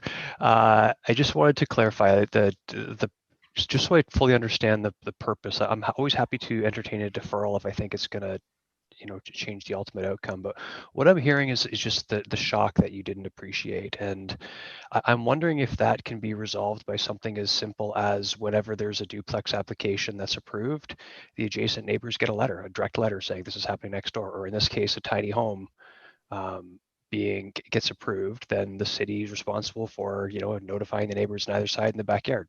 I think that might be a simple solution and might get us through this sort of deferral idea. I think that would help. I would support that for sure. I think it would have helped in my situation. Certainly for the duplexing. I mean, I think the moving to duplexing and tiny homes and triplexing may create more ripples. Like if somebody, me or somebody else got a letter that said a duplex is going in next door, that's one thing. I think if somebody got a letter that said a triplex or a duplex and a tiny home are going in next door, that's another, that's potentially more stressful for somebody because but I definitely think a letter or some sort of information ahead of time would have helped in my situation, and I think it's probably a good idea moving forward. Yeah, perhaps you should be doing that already. Mark, thanks so much for taking the time to come in, or virtually come in. Thank you. Those are all the questions, Mark. I just have a couple myself, kind of stemming from what Councillor Davey has said, and me hearing that your primary concern was the lack of communication of what's happening on your street. Now, you've become a lot more aware of planning matters since you took this on. So you probably understand now that duplexing is as of right, no different than you wanting to do some sort of addition or structural change inside your residence and applying for a building permit and following that process. So, and going forward through amendment to the official plan and the zoning bylaws, such as not official amendment, sorry, the zoning bylaw to allow for tiny homes or coach homes is going to be an as of right going forward as well for most low-rise homeowners. So just getting a notification, but also realizing that you cannot affect any change. You cannot oppose that duplexing or that triplexing. Do you think that will still cause some issues, or just knowing about it will make you feel better, even though you cannot effectively make any change? Same as if someone wants to make some renovations in their kitchen, add another bathroom, you can't have a say about it. It'd be nice to know about it, but you can't say anything about it. Go ahead. I think it would help.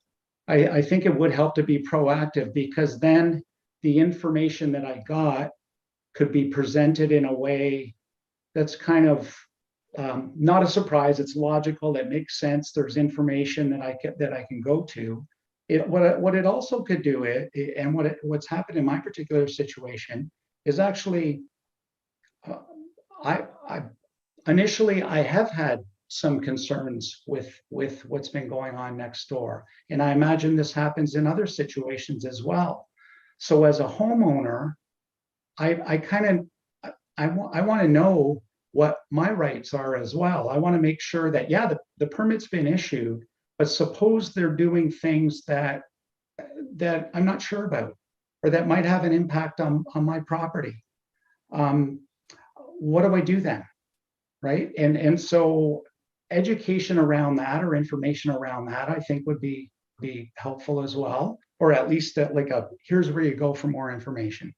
Here's where you go if you have a concern about the work that's being done next door. Yeah, I can't oppose the work, but I still can have a concern if the work that they're doing is not to code, not to standard, impacting on my property. And I think that's kind of important. As you engage with staff, did they make you aware that currently through our online mapping system that information is prevalent, where you can see on your street who's applied for a building permit and who has an open building permit or a closed building permit, that information is public and accessible? Have you become aware of that since? They did, and that was great. That was the first time I knew that. That was great information. But that's step one. So I know the house next door is being duplexed, but I still, at times, sometimes work happens in a situation like that where you might have a concern, and you would want to know, okay, what do I do now? Because that's all it says. It says the house is being duplexed. It doesn't give you details. It doesn't show the plan.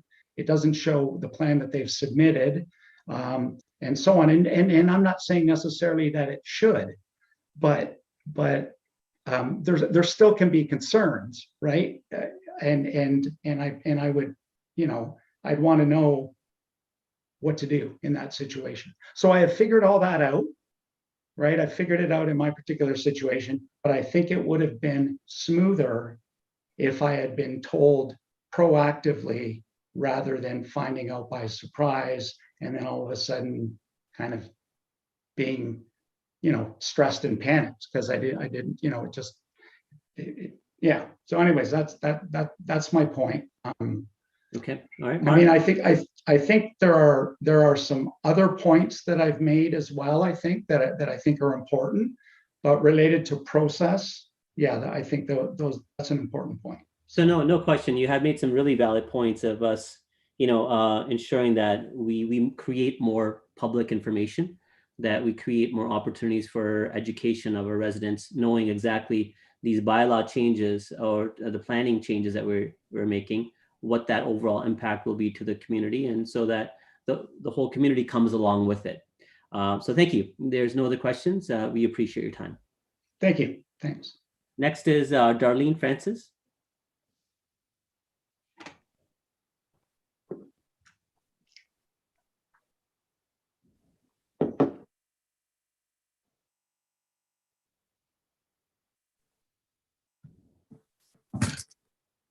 Good evening, everyone. Welcome, Darlene. You have 5 minutes. Thank you. My name is Darlene Francis, and I'm here on behalf of my family as a resident of Kitchener. We recently moved to Kitchener from Waterloo, and we ended up in a beautiful neighborhood and on a very nice property. And we've been following the tiny house movement and just the proposed bylaw changes here in the city of Kitchener, and Kitchener stepping out to be one of the forefront cities in Ontario, across Canada. And what I'm here in support of this proposed bylaw change. One of such is that we as a family would love to be able to put a tiny house in our backyard.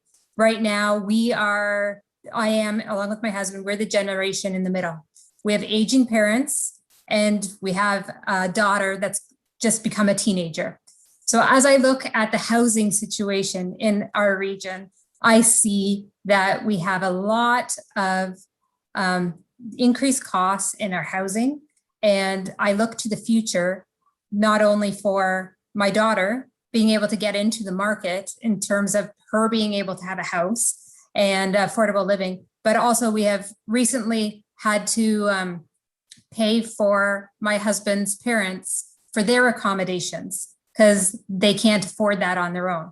So we are supporting their living right now, and the ability to be able to have a tiny house on our own property would afford us the luxury of being able to meet those needs as well as maintain our own privacy. I'm very conscious of what I've heard tonight from my fellow residents of Kitchener. And one of the things that I am also very concerned about the housing crisis that we have in Kitchener, not to say that this is going to solve the housing crisis for our homeless community or very low income, but what it does do is it takes some of those people out of the housing market that could then potentially move in to be alongside of their families. And so my in-laws would no longer have to be in an apartment and that's taking up one of those spots. They would be in a tiny house in my own backyard. So giving people this option and making it affordable for next generation or aging parents, or as a duplex to be able to afford their living, so to be able to supplement their ability to be able to afford housing, because that is also a real concern right now. And a lot of people can't afford to even have a single dwelling because they can't afford the mortgages that are now with our increased housing prices. But whatever the choice that somebody would make, I would be on board.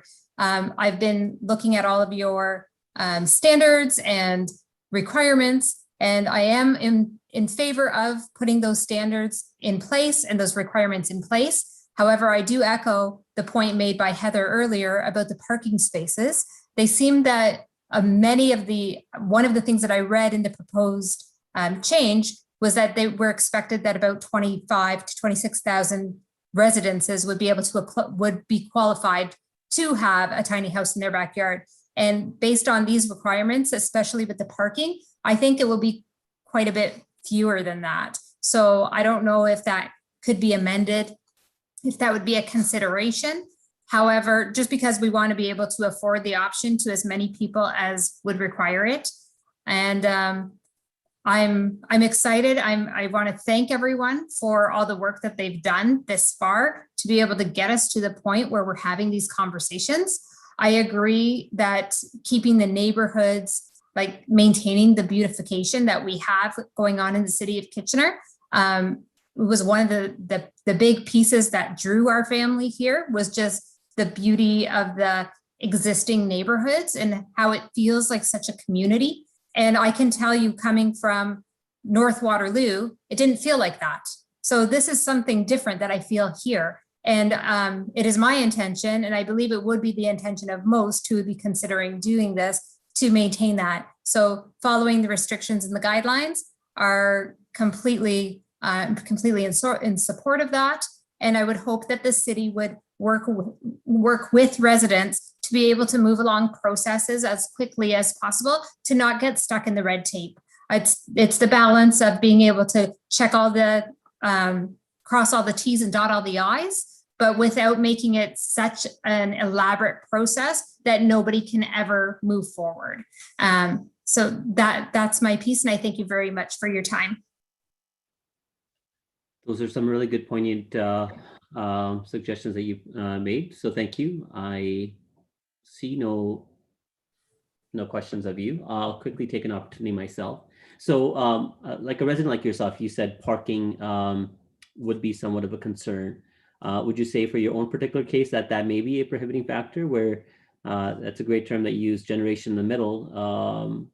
And so, you're seeing that housing crunch on both sides, a teenager that would soon enough have to go on their own and look for housing options, and then aging parents that obviously are in that mode currently, and being able to provide assistance and be a family together this could very well solve all those problems and be, in fact, a affordable aspect for you as a family. So would that parking requirement actually restrict a resident like yourself? In my case, I was out there with the tape measure trying to see if we would qualify. And in our case, we're okay. But I would say, and I could see a lot of our neighbors, if they wanted to do this, it could be a struggle. So because a lot of our parking in Kitchener is single laneway.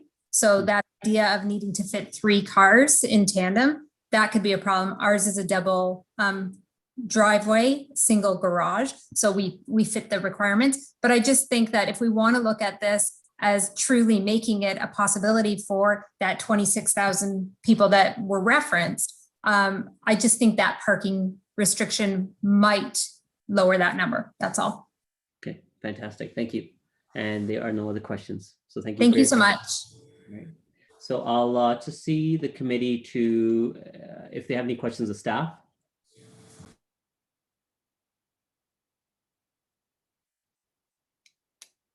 Councillor Chapman, Councillor Davey, then Councillor Marsh.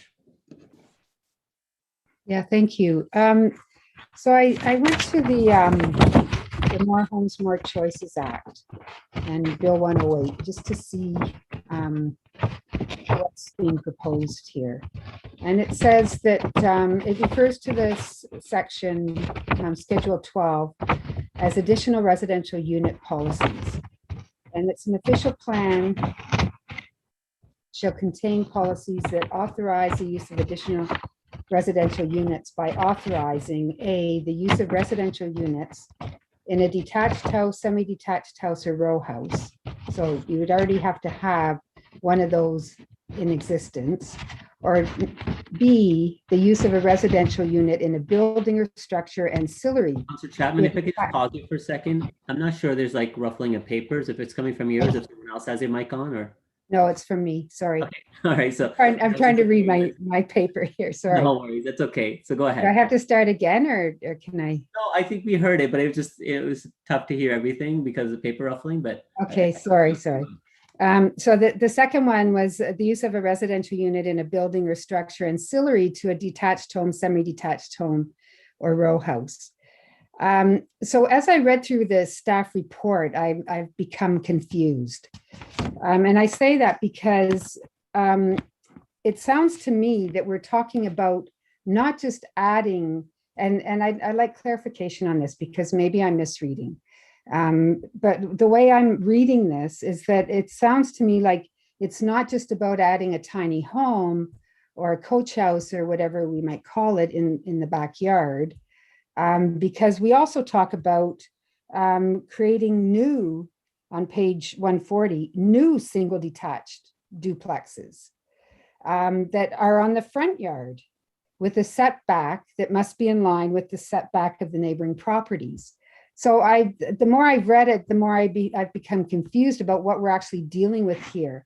And if it is in fact the case that we're talking about new duplexes on a property versus tiny homes and not that I object to any of this, but I just think it's I find it confusing. And I just think, if we're talking about two different things, we should have two different policies and they shouldn't be all brought into the same policy. So that's my concern. And so I'd like to get clarification, first of all, on that, is if staff could answer that for me.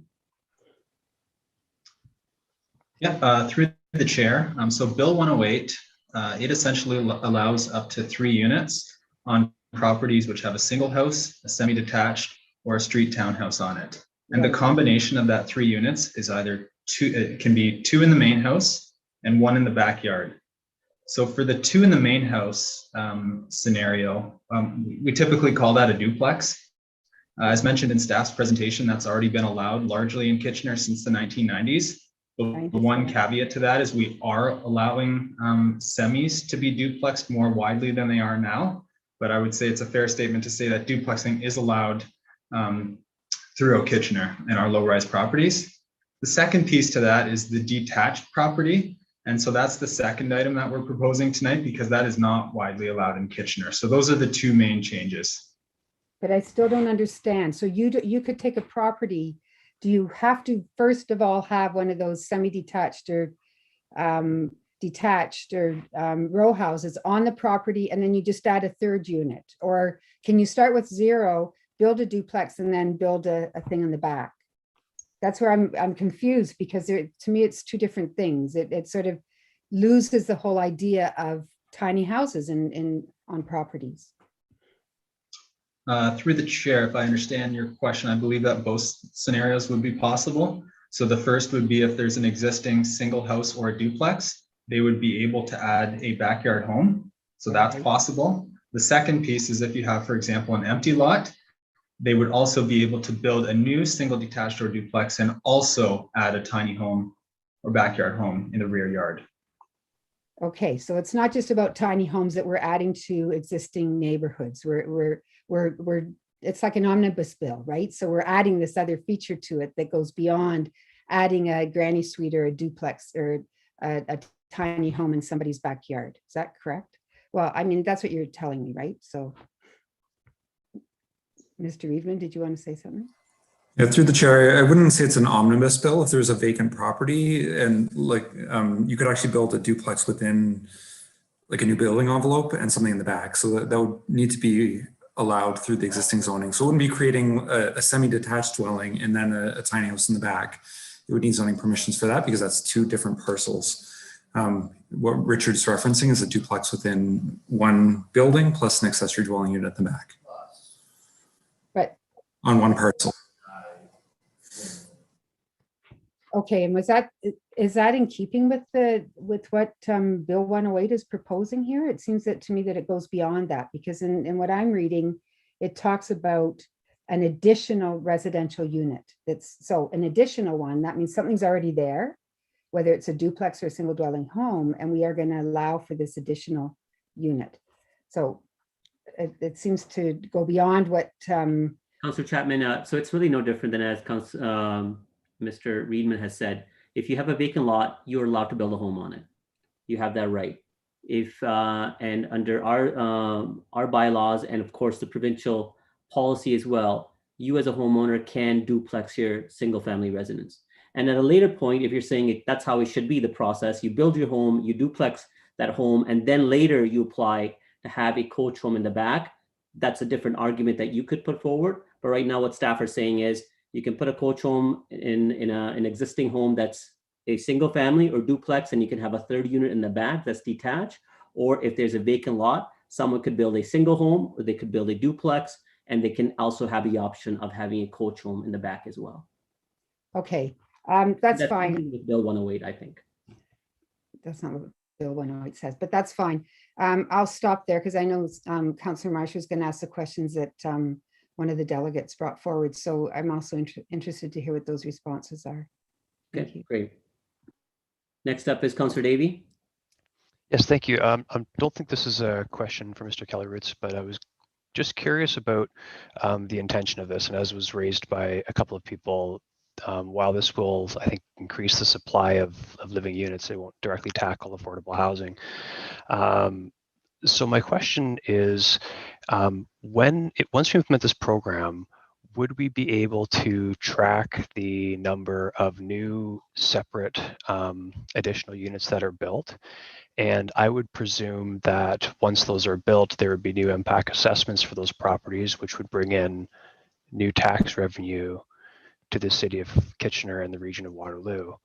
And I'm wondering if it makes sense, I wouldn't bring it through motion at this moment, but for something to consider for maybe next week, if it makes sense to possibly track that and then allocate a portion of that new tax revenue to the affordable housing to sort of bring this all together.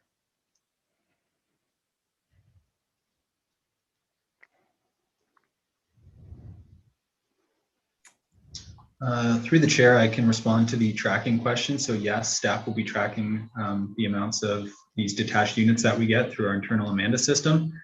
And MPAC will be able to get access to that information, of course, and redo their assessments accordingly. And I'd just look to, I don't think Mr. Lotmock might not be here any longer, but I'd look to possibly Mr. Reedman or Mr. Chapman if he's here too for to comment. If I was looking from staff's lens, I would say I wouldn't want all of the new assessment growth to go to affordable housing because it's going to put additional stressors on the parks that we have nearby and that sort of thing. That makes some sense. But to allocate a portion of it is something that I'd like to explore. And then obviously the region collects for every dollar we collect, they collect. We collect 35%, they collect 50, so they collect a fair bit more. I'd be looking to them for a similar matching for affordable housing. Through the chair, so Mr. Lodenbach is not here this evening, and so it is something that I can take away to discuss with him and report back before council. Okay, that was my only question on this, so I'll put a pin in that for now and possibly discuss it again next week. Councilor Davey, it's a good suggestion, something that obviously has to be filtered through staff, and hopefully staff can bring some more information as part of council. And even if that's not sufficient time, that's not to say that if there's a direction that that's advisable for going forward, depending on what avenues are to create a envelope towards affordable housing, that's something that we can add on separate to what the zoning bylaw amendment is currently in place right now. So thank you. And I encourage you to, look at that idea further. Councilor Michaud. Thanks. This is a good report, and I appreciate all the work that planning has done on this. And I'm not against tiny homes or duplexing or more houses for everyone. I'm definitely not against that. I am concerned with the process that we're doing this. I feel like we're pushing this through a little too fast. But the question I have is, in the report, it says that there's approximately 57,000 properties in the city that would be are zoned in R1 and R7, and the staff expects 25,000 of these to meet the requirements. So this would be in the older neighborhoods and not so much in the newer subdivisions, or how did you come up with that number? Like how do you get that? Through you, Chair Singh. So along with the ability to add detached dwelling units on lots zoned R1 through R7, we're also including a number of accompanying regulations such as building height, minimum lot frontages, and lot areas. And so basically the 25,000 number takes into account every single zoning regulation that would have to be met, including parking. And that's the estimate that we've come up with for how many properties would be able to meet not only the ability to have a unit, but also meet all our proposed zoning regulations. And if you took that parking component out of it, as what some of the discussion was tonight, questions was, how would that change things? Through the chair, the parking requirements have been included in that number. So we estimate that 25,000 properties will be able to meet all of the requirements, including parking. Yeah, including parking. But if you didn't have, if there wasn't a parking requirement, so if you didn't have to have that 3 tandem cars, so how would that kind of open things up even more to have this? Through the chair. So yeah, through our analysis, parking, the options that we've proposed with this amendment are very flexible, and parking is not expected to be the holdup, so to speak, zoning wise, that will allow a unit to go forward. So we believe that the very large majority of properties will be able to meet the proposed parking regulations. The large majority of the 21,000 is what you're talking about, right? Properties. Through the chair, yes. Yeah, okay. I have comments for later, but that's good. Thank you. Next up is Councillor Johnston. Thanks, Chair Singh. And yeah, so I had multiple inquiries this weekend about this proposal because people heard about it in the paper. And in a ward like mine, with Forest Hill, with Westmount in it, with properties that have that are wide lots and are certainly places where things like duplexing and putting in tiny homes certainly are going to be places where people will be considering these. And it really seems to have hit many people there with a lot of surprise that this is something that will be going through because it is a provincial mandate. So I'm wondering if planning, being that we're in the pandemic, we're not able to have kind of our normal public education sessions and being able to go to a community center and have, you know, posters and be able to explain things. Would you be willing to would you consider doing some public education meetings, making a presentation on Zoom, answering questions? There's a lot of questions out there. And I think as Mark was saying earlier, that when it actually happened in his neighborhood, that's when really, you kind of really take notice at that time. But I do see that that's going to happen more and more over the next little while. So I'm really wondering about how do we get this message out to people and be able to answer some of their questions.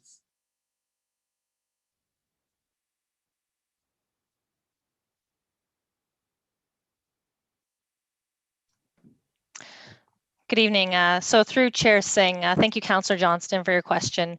I did want to note that, sorry, in case it wasn't clear in the staff report, this item was discussed by Council in 2019, and there was a very robust discussion about it. It did get some media coverage at the time, and this proposal was included in Crosby, the city's new zoning bylaw, with the intention of that coming forward in the years that followed. So really the report that's before you tonight is an opportunity to allow ADUs sooner, roughly 12 to 18 months sooner than the completion of Crosby, the new zoning bylaw, because the second half of Crosby has not yet gone into effect. So the reason why staff are really keen to get this amendment before council this spring was so that we could take advantage of this construction season, recognizing the need for housing supply in our community. I would say in terms of engagement, I can speak to a couple of pieces that I know my team has been looking at. So on the piece about notice and making sure that people know what's happening, we are looking at doing a 30-meter information notice that we would circulate to the properties around a property that's going through the ADU or the duplex process as an information item. And that will eliminate the likelihood that people will be surprised if they find out that their neighbor is pursuing one of these options. I think we're also open to holding neighborhood information sessions or meetings where people can drop in and ask staff questions or connect with my team directly and understand the regulations. But I do want to be clear that the actual proposal to permit additional dwelling units and to allow duplexing is permitted by the province and has been reviewed by this council and endorsed previously. So I think the education and consultation piece would really be about what do those regulations look like? Do we have them right in terms of lot coverage and setbacks? Are there any tweaks that need to be made? And I know that my team is committed to monitoring these very closely over the coming year and reporting back to council next spring with a breakdown and analysis of how many of these we saw get built. Were there any challenges? What was the notice process like for the neighbors? Are there any tweaks that we would need to make to the zoning bylaw in the future to address anything that we maybe haven't sized quite right at this point? But I know that my staff have undertaken a best practices review and looked at other municipalities that have permitted this use. And so we are fairly confident that we've struck the right balance of allowing these in our community and still providing flexibility for homeowners. So as my staff mentioned tonight, we are interested in pursuing these in the near future and being able to take advantage of the 2021 construction season. If this item were to be deferred, this item would likely stay with the new zoning bylaw Crosby and not be implemented until, again, a roughly 12 to 18 month time period from now. Thank you. Yeah, thank you, Ms. Bustamante. You actually said many of the things that I had written down here as a follow-up, that if we did have these public meetings, would residents have an opportunity then to provide input, and then in the future we would be able to look perhaps at tweaking of some things maybe once they come in. So now that you've given that information, that is something that your staff is open to. You've talked about being able to provide some information ahead of time. I was even thinking about the signs that we put on lawns for minor variances. Even if we can look at something like that, I think would be important. But along with the information that you can't say that they can't do what they're doing, but just to let them know, and again, provide that public education piece. So if you and your staff are open to that, I think that's going to be really important. The residents really want to be heard on this. I don't know that talking about it in 2019, and especially with everything that's happened since then, you've probably forgotten or thought maybe it's not going to actually happen. And now it is. So it becomes more, it's real now. And I think now is when people do want to have that public education session and ask those questions. Through the chair, if I just may be able to add a bit of time. So there are a number of other speakers as well. So if you want to queue back in, if you have more questions, please feel welcome to. I didn't want to stop you midway, but I gave you 4 minutes extra, just so you know. So you can bank it next time. Councillor Gazzola. Yeah, I was wondering what happened to that 5-minute rule that gets thrown at me all the time. I'll give you extra time too, Councillor Gazzola. Don't worry. No, I don't need extra time. I have a quick question on the parking. Is the parking is that rule a provincial rule or is that our own rule? Is there any way of working around that?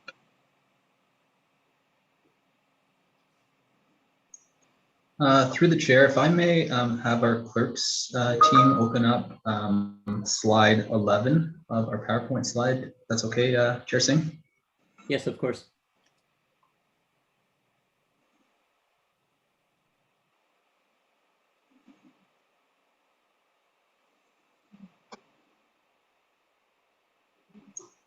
So as mentioned earlier through the chair, there's two options for number of units that would be allowed on most properties, either 2 units, so 1 in the main house and 1 in the rear yard.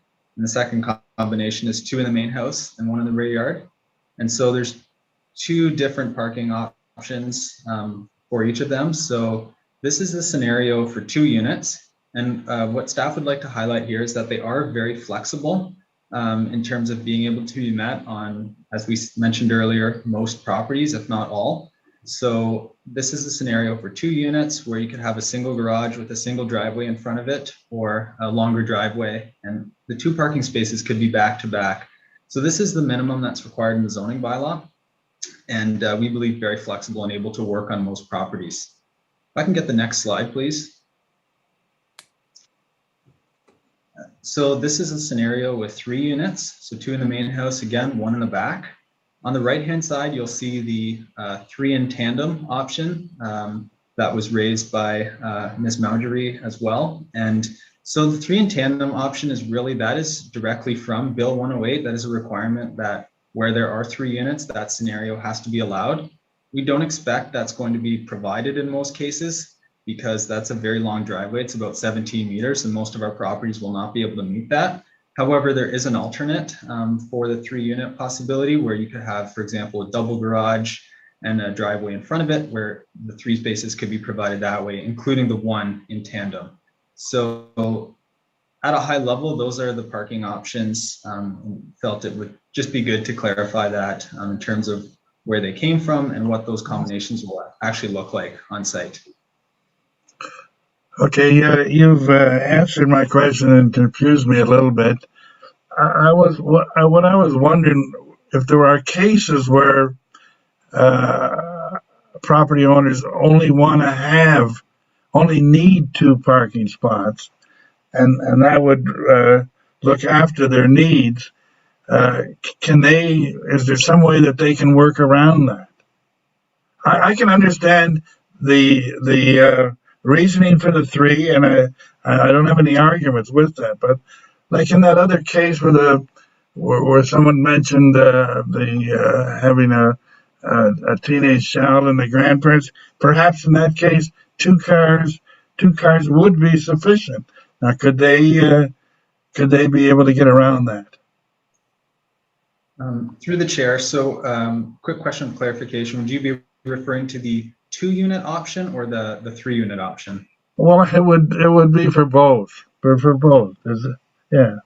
Sure. So through the chair again. So for the 2 unit option, again, we feel that that's going to be met in almost every case. In a scenario where there's 3 units, and for example, the applicant only wanted to provide 2 on a site, that is something that staff could evaluate through a minor variance proposal. And longer term, we are going to look at reducing parking requirements for these units, but at this time we are proposing the 1 per unit regulation citywide as part of this amendment. Okay, you've answered my question, and that's what I wanted to hear. That in the meantime, there possibility of minor variances. Going down the road, we may see that we don't need as much parking space as we do today. So that answers my question. Thank you. And I was prepared to give you extra time too, Councillor Gazzola. Councillor Marsh? Yeah, thanks. I think that just at the end of Councillor Johnston's time, Mr. Reedman wanted to jump in. I'm wondering if he could jump back in just to offer feedback about the public engagement. Through the chair, and so what I was going to add earlier is that we did a lot of engagement in 2019. There was media coverage that talked about this, and in order to ensure that we got the process right to advance this more quickly than Crosby, we actually specifically identified people through our focus group that were supportive of this option and that were not supportive of this option, because we wanted to find that reasonable balance between providing enough regulation but not over-regulating what we're doing. And so that focus group was really helpful for us to really understand what parameters should be put in place to move forward with this quickly and in advance of Crosby, and making sure that it was unbiased as well, that we weren't actually dealing with a specific application, but we were just talking about general parameters that people would want to see if their neighbor was building one and they were maybe hesitant versus if they were planning to build one themselves. Great, thanks. I would have liked to be a fly on the wall in that focus group. So I wanted to loop back to, we've addressed the parking concern that Ms. Majori had. So 3 cars in tandem was really just an example. When you have 3 separate units, then that's one potential solution, right? So what about the pathway? Can staff please comment on what is the definition of a pathway? Could it be just grass, or would it have to be paved or hard packed in any way? Through the chair. So the zoning itself requires a 1.1 meter pathway from the detached unit at the back to the street at the front. We've been intentional about leaving some flexibility in there in terms of what that pathway looks like. And ultimately, that's something that staff will look at through the scope site plan approval, which will be the first piece of the permit process at the city. So there is flexibility built in there so the homeowner can kind of demonstrate to staff that they're meeting the intent of that, providing the pathway. And staff on the other side will be open to various material options. On the point about, if they're just leaving their lawn as is, like I think at a high level, we would look for something that differentiates a little bit from the rest of the lawn, just to make it clear that for the future renters of that unit at the back, that they can use that dedicated pathway to the street. Mm-hmm. Okay, and then in addition, a good point was brought up, that we need water services, we need heating services, but what about the possibility of replacing sanitary sewer services with something like a compostable toilet? Through the chair. So there is a zoning requirement that we are proposing as part of these changes, which requires the units in the rear yard to be on full municipal services. And so that requirement is proposed, and that stems from the Region of Waterloo official plan, which requires new units to be on full municipal services. So we are more or less carrying that forward as part of this amendment. Sorry, say it again, that the region is requiring? Through the chair, yes, there is a requirement in the Region of Waterloo official plan, which requires new units to be on municipal services. Okay. And by the way, I've received like 4 different emails just this evening of people following along and saying, hey, I really hope that you pass this. I've been waiting. People who are sort of represented more by Darlene Francis, who was our delegate tonight. So just wanted to mention that. The people are waiting with interest. So I wanted to ask one more question. It's just about Councillor Johnston's concern that has been raised by many of her constituents and wanting to defer so that we could have more consultation. I feel like we have had a good amount of consultation personally, but I wanted to ask staff, are we able to, I didn't catch the answer. Are we able to have signage posted as was suggested by Councillor Johnston, like the C of A applications and that type of thing?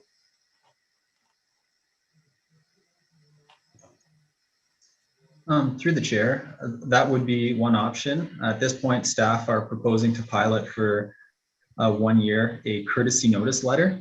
So that would be mailed to properties within 30 meters where we approve a site plan for one of these detached units. So in our experience, that is the most effective way to directly reach property owners.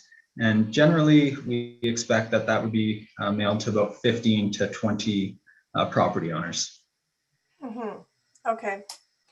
Okay. I wonder if that addresses Councillor Johnston's concern. Yeah. Okay. And then I do want to also ask about whether or not we can ask staff to commit to, in 1 year, so sometime within the next 12 to 14 months, to report back on stats regarding uptake, C of A applications, Committee of Adjustment applications, what have been the experiences so far? Can staff report back? Through the chair, yes. Thank you. I like that answer. And then, you know, I'd like us to really pay close attention to the parking spaces and to the potential for severing the backyard when it's possible. So for example, in a laneway, so that we could look to real affordable home ownership as an option down the road. I understand that staff are trying to put this in now instead of waiting to get it exactly perfected. So I would like us to be open to more adjustments down the road as they're needed. Thank you. Thank you, Councillor Marsh. Next up is Mayor Brevanovic. Thanks a lot, Chair Singh, and thank you to staff for all the work that's been done on this. I do think that communication is probably the biggest piece around this going forward, and I was heartened by the notice provisions, for example, that staff are proposing to homes within 30 meters. That will certainly that will certainly help. I guess in some areas where we're looking at doing these on larger lots, that would probably mean less neighbors potentially finding out. Is it possible that we can do something that speaks of 30 meters, but also a minimum number of properties in the circle around this? So, you know, I'm thinking, for example, if this is happening somewhere in a neighborhood with 70-foot lots, you know, you're basically limited to maybe about 6 properties that are going to find out. So is that something that could be done in practice? So through the chair, thank you, Mayor. Thank you, Mayor, for your question tonight. Yes, my staff is looking very carefully at the notice opportunities that we have. So we were using the 30-meter circulation because that's currently used for demolition permits. And so that's currently the standard distance that we would circulate in that situation. And we were using a similar number, a similar distance for the ADUs or for the duplexing. But I will definitely take that consideration back to my staff and talk about alternative numbers in cases where there are larger lots or in areas where the lot size would prohibit us from providing as much notice just by virtue of the lot widths and lot areas. So we will definitely commit to taking that back and finding out what the right number or the right radius is to make sure that the impacted neighbors are aware of the change. Great, thank you. The other piece that I'm wondering about, and we still do, I forget what it's called these days, if it's Kitchener Today or Your Kitchener, the 4-page insert that we do 6 times a year in the Kitchener Citizen for city information that we're sharing. Have we given any thought about you working with communication staff to actually doing a piece about this in there as a way of trying to educate the broader community around this issue?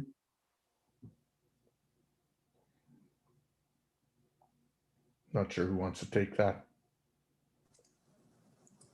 Through the chair, so I'm happy to start. So I know staff is working with communications on ways to get the information out, and so we can take that back and look at that as a potential option. For sure, and I mean, I'm thinking some other opportunities might be to like do some of those whiteboard, little videos and sharing them through Facebook and Twitter and so on as a way of again just using it as an opportunity to communicate with the broader community and raise awareness, which is what we heard from some of the delegations. It's better. The more opportunities where we can educate people ahead of time as opposed to when there's a shovel going in the ground is probably a good thing. Ms. Bustamante, you looked like you wanted to add something. Thank you. Through the chair to the mayor. Yeah, I did want to add that through my team's development services review, one of the projects that we are working on is a video explainer series. And so one of the videos that we are planning to prepare is one that is all about the additional dwelling units. It'll be a 2 to 3 minute video that will be very user-friendly and use simple language. And we're excited to be working on that in 2021 and releasing it hopefully later this year so that we can use that as a tool on social media and with our constituents and residents to make sure that they understand what ADUs are about and how they will be regulated and monitored and managed. So that's one tool that will be very effective. And the other thing I wanted to mention to council tonight is that my team is also looking at hosting a design competition for tiny homes in the coming months. And so we will be looking to partner with the post-secondary institutions in our community, Conestoga College and the 2 universities, as well as design professionals in Kitchener, and really encouraging them to come up with some templates and models of what these backyard homes and tiny homes could look like. And I think once we're able to launch that competition, we can really drive a lot of interest and media attention to this new housing typology. No, that sounds like a real exciting initiative. Look forward to hearing more about that. Okay, thank you very much. Thank you, Mayor. I still have hands up from Councilor Michaud, Gazzola, and Chapman. I'm wondering if you are trying to key back in. Yeah. All right. Who are you talking to? Well, you have your hands up, Councilor Gazzola. Do you have another question? No, I don't. I haven't made a comment. There's been a lot of comments made already. I had a question. No problem. I'll give you opportunity to give a comment. So just finishing up with the questions. So I'll take my hand down. Take your hand down, and when I ask for a comment, just raise your hand again. Councilor Michaud? Sorry, I had a comment too. I've already asked questions. Do I have to take my hand down again? Thank you, please. Oh. Councilor Chapman? Yeah, I want to go back to a question about this duplex and like on a vacant lot. What's the current process if somebody wants to build a semi or a semi-detached or duplex on a lot? Like, will this change that process? Through the chair, if someone is building a duplex on a lot or building a new semi-detached, they can proceed directly to building permit. And is that what the process is right now? Through the chair, yes. Okay, so that doesn't change anything. Through you, Mr. Chair, the only process that would be different is if there's a detached backyard home proposed, that would go first through a scope site plan process before proceeding to building permit. But as far as duplexing goes, so 2 units in the main house, that process would remain unchanged and is just standard straight to building permit. Okay, so why does that have to be included in this proposal? If it's already in place, I'm just trying to make sense of the, the additional dwelling versus something we're going to build new that's a duplex or a semi-detached. Like if that's already in place, does it need to be part of this? Through the chair, so the one change that we're making as part of this amendment is to allow all semis to be duplexed. That is not allowed right now in all cases. So we are making a small change to allow duplexing in all semis, which is not the case right now. Okay, thank you. Because that answers my question. I appreciate that. Okay, and has there been any thought about carbon neutral or, other for the additional units that we might introduce a requirement of that sort?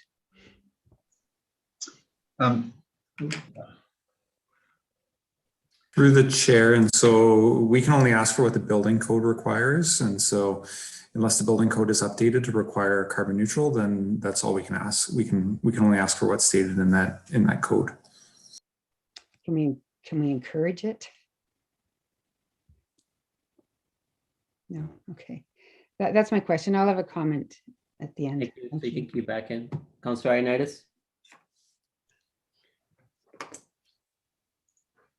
Has anyone moved this yet? Not yet, no. Okay, I'm prepared to move the recommendation and prepared to make comments when it's ready. Thank you. Okay, all right. I'm going to go back to Councillor Johnston. She wanted to put forward a deferral motion. I think there has been more information relayed by staff. I'm not sure if a deferral is still necessary now, Councillor Johnston, but I'll go to you. Yes, thank you, Chair Singh. That was why I asked so many questions around public engagement. So I'm feeling like there's that opportunity to do that. Staff's going to work hard at that. So I will not be putting through that deferral notice at this point. Thanks. Okay, excellent. So I'll open up, no more questions to staff. I'll open it up to for comments. I have Councillor Michaud and then Councillor Gazzola, and then Councillor Chapman so far. Councillor Michaud, go ahead. Thank you, Councillor Singh. I think that, as I said earlier, this is a great concept. I think it's uncharted territory for a lot of residents in the city, and there's going to be a lot of angst, particularly in the older communities where people have lived there forever and have those big yards, and someone new is going to come in and purchase a tiny home. And I'm really pleased with the information we got tonight, the more information we got tonight from planning, that there's going to be a communication process with this. That to me is key. Just going through the Lower Dune master plan study and the initial planning, communication was always at the forefront, and that's really, really important to keep the citizens informed. It's usually what they don't know is what they worry the most about. So I'm really excited about that. I have some concerns about the possibility of some of the areas turning into, just rental places, prospectors coming in, buying the property and turning it into rental and just leaving and making money. And that concerns me, but we can't control that. We'll just have to hope for the best on that and hope that we can, try to keep our neighborhoods as beautiful as they are. And also with the grass in the backyards, the green space. What are these tiny homes going to do to the green space in some of these neighborhoods? So these are all concerns that I think we'll find out as we go, and I'm looking forward to seeing the process. And I'm happy that Councillor Marsh has requested kind of an ongoing update, so we know what's going on. We can learn from the best practices a year from now. I'm really curious to see how this turns out from now. Thank you. Thank you, Councillor Gazzola. Yes, Lidley. Yeah, I won't take much of your time. I'm supportive of this plan. I think staff have done a lot of work. I was afraid that we were going to have to sit here and argue about deferrals, but that doesn't appear that it's going to happen. We're going to go ahead with this. I think it's a good thing. It's good for the community, and I think if it's done right, I think it can help a lot and not hurt the beauty of our different community areas. So I just want to make make a comment. You know, in my many years involved here, there are two things that most people don't understand or don't realize, and it comes as a surprise to them. And the delegate Mark tonight was a good example. I think he had a lot of good points, a lot of very interesting points, and a lot of reasonable points. The two things that people are surprised to hear in this community is that you can have duplexing all over the city. People don't realize that, and people don't realize it until they see it happening down the street, and they start to get concerns, and there can be some very legitimate concerns seeing what's happened in the past. So somehow that's a message we have to pound out to everybody, that duplexing is allowed and it can be happening on your street. And the other thing is that we have a 3-hour parking limit in the city of Kitchener. People don't know those.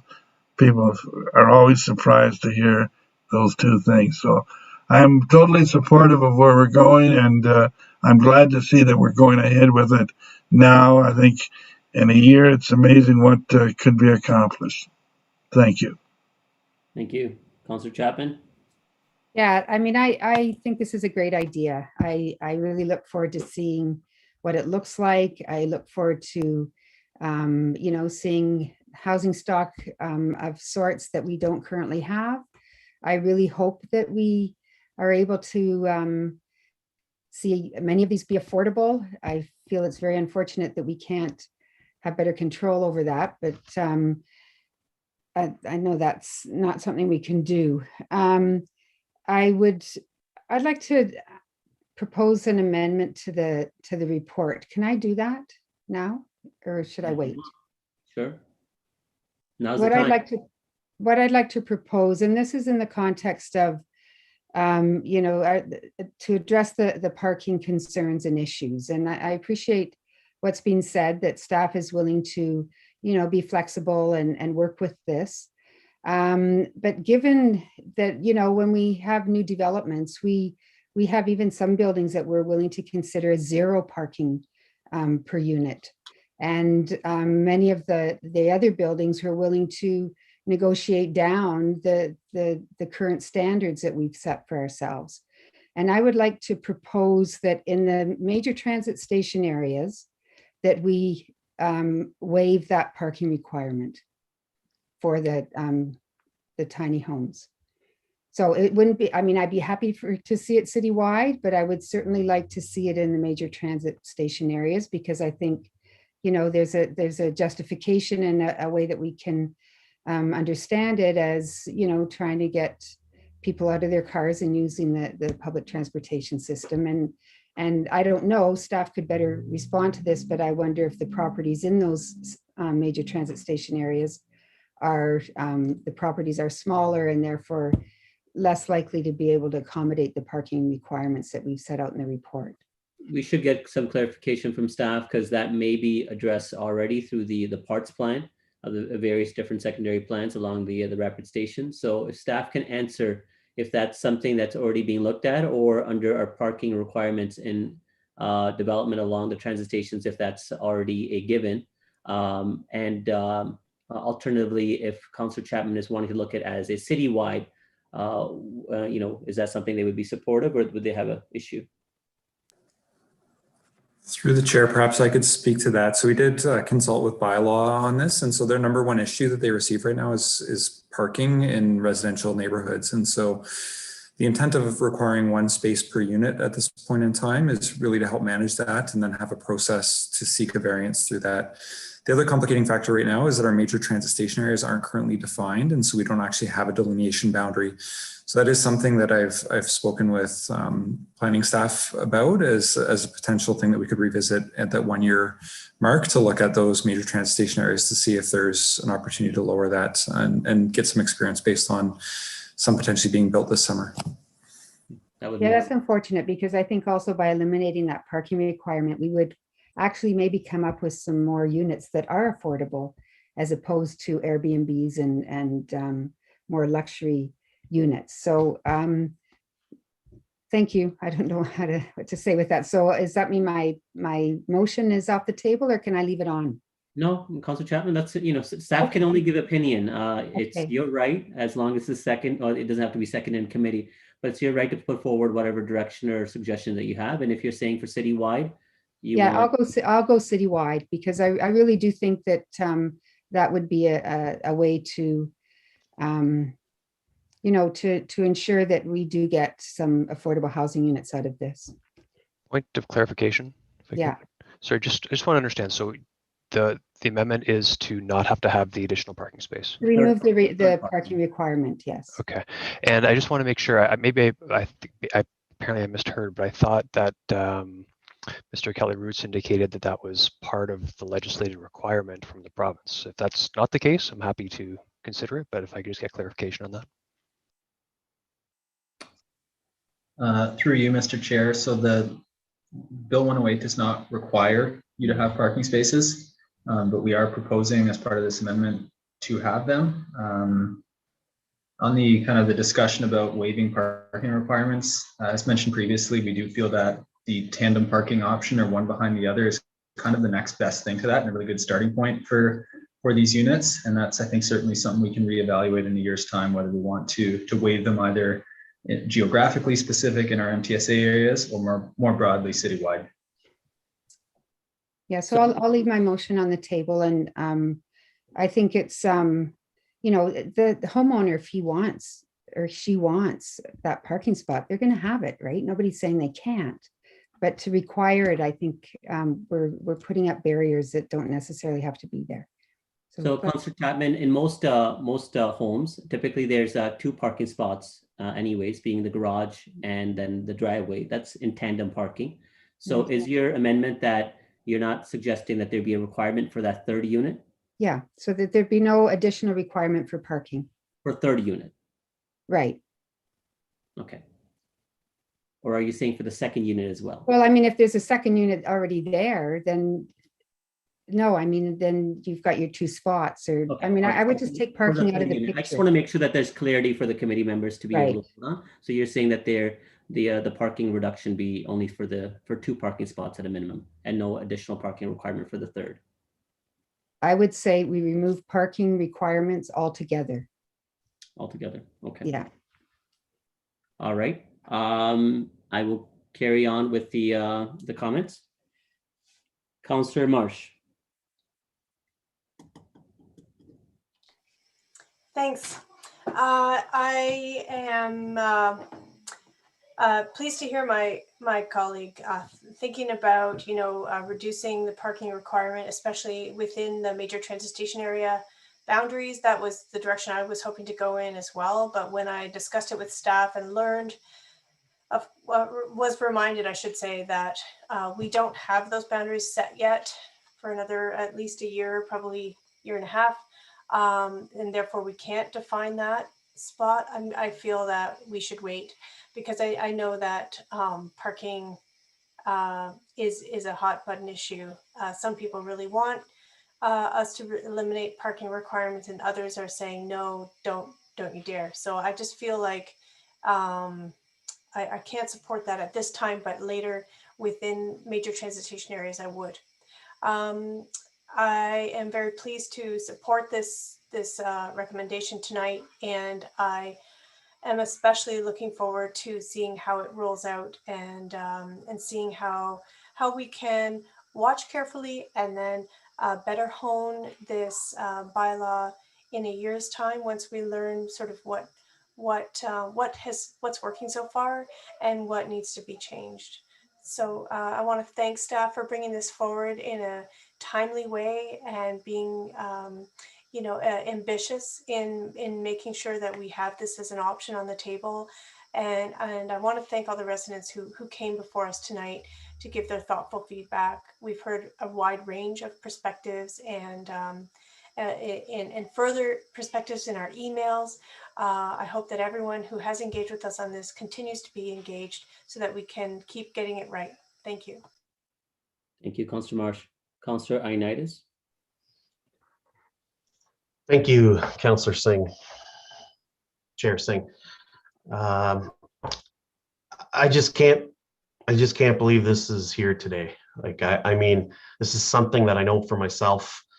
I've been wanting to see more types of housing in our community for a long, long time.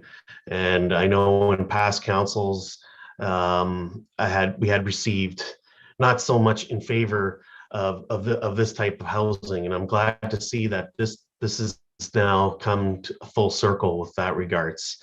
And you know, this is a once in a lifetime generational policy change, in my opinion. It touches upon so many fronts that we're facing in our community. Like, to me, this is probably going to be the single most important item that we're going to be dealing with as a committee this term. I know it's not the silver bullet, and it's not meant to be to solve all our problems, but it can help significantly. It's just another tool in our toolbox. It helps with our massive housing shortage. It helps with our affordability perspective. It helps with us being a sustainable community. It helps with our societal pressures with multi-generational families, with seniors wanting to age in place. It helps with our massive population increase pressures that we're facing. It's definitely the absolutely most gentlest form of intensification. And it definitely certainly beats massive high rises. And we cannot keep building a city the way it's been done in the past, and we need to move forward. And I wholeheartedly support this. Thank you, Councillor Ioannidis. Councillor Schneider.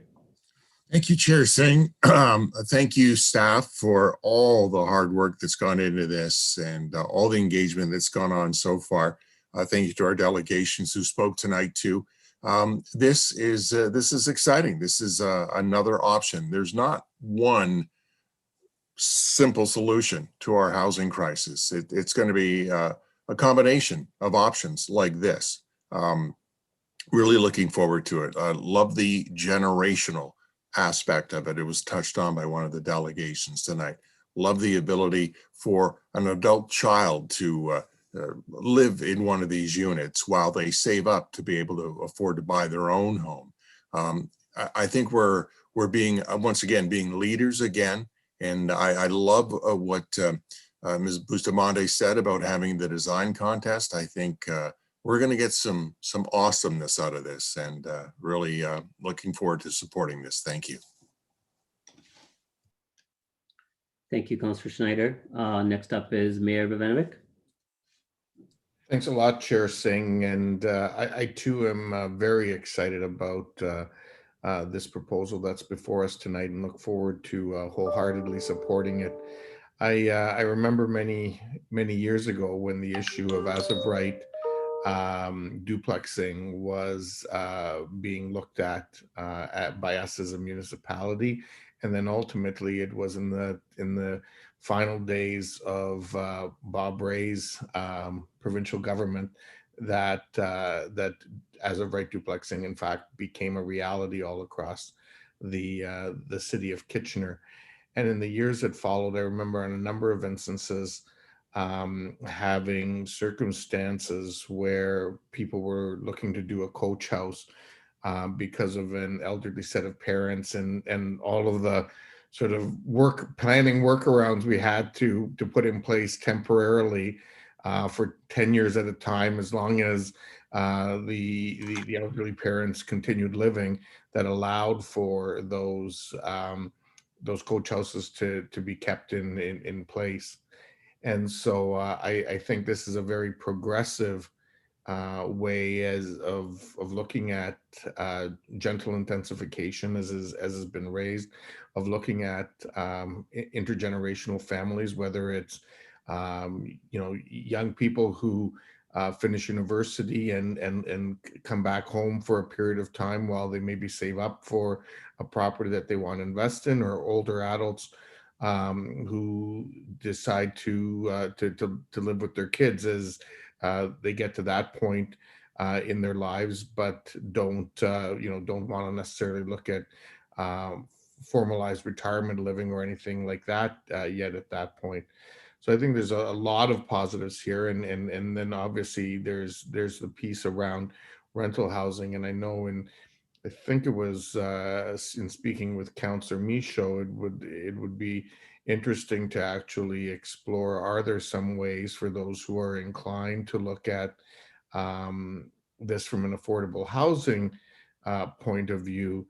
Might there be some ways of actually, using this as a way to also keep those rents affordable in those circumstances? And there may be some pilots that, in the fullness of time, we can investigate with CMHC and others, or advocate with the federal government to pursue those kinds of situations for those who are inclined to have those kinds of rental properties on their own property. So I think there's a variety of really good public policy things that are coming out of this. The other piece that I'm really pleased about is that we have an opportunity here to actually take some steps, do some of this for a year or so, and then actually come back and make some adjustments, because there will be some learnings that are going to come along the way, and that's okay. But I think to hold back and wait to get the perfect policy doesn't make sense. And I think this is a measured, prudent approach in the right direction. So thank you to staff for getting this done and getting it before us ahead of Crosby, so that we can move forward and help in terms of dealing with the overall housing mix in our community. Thank you. Councillor Johnston. Yes, thank you, Chair Singh, and thank you, Mayor Verbanovic. You said many things that I wanted to say as well. I'm really appreciating staff's approach, and for listening tonight and understanding that this is a big change for the community. So there's going to be education that's needed here. You committed to listening. To wanting to hear some different ideas, to coming back to us with a report in the future, and being willing to look at tweaking this. So I'm very thankful for that, and that's why I appreciate the opportunity to have these back and forths on this. And I will say that I will not be able to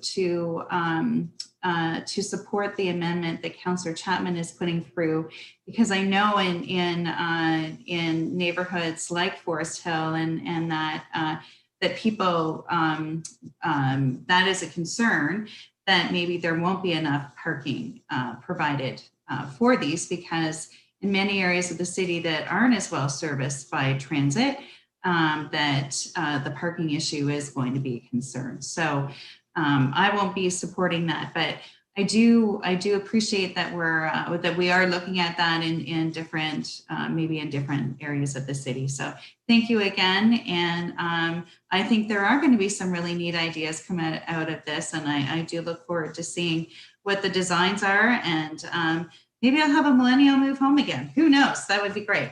So thanks. Thank you, Councillor Johnston. Councillor Galloway-Seelock.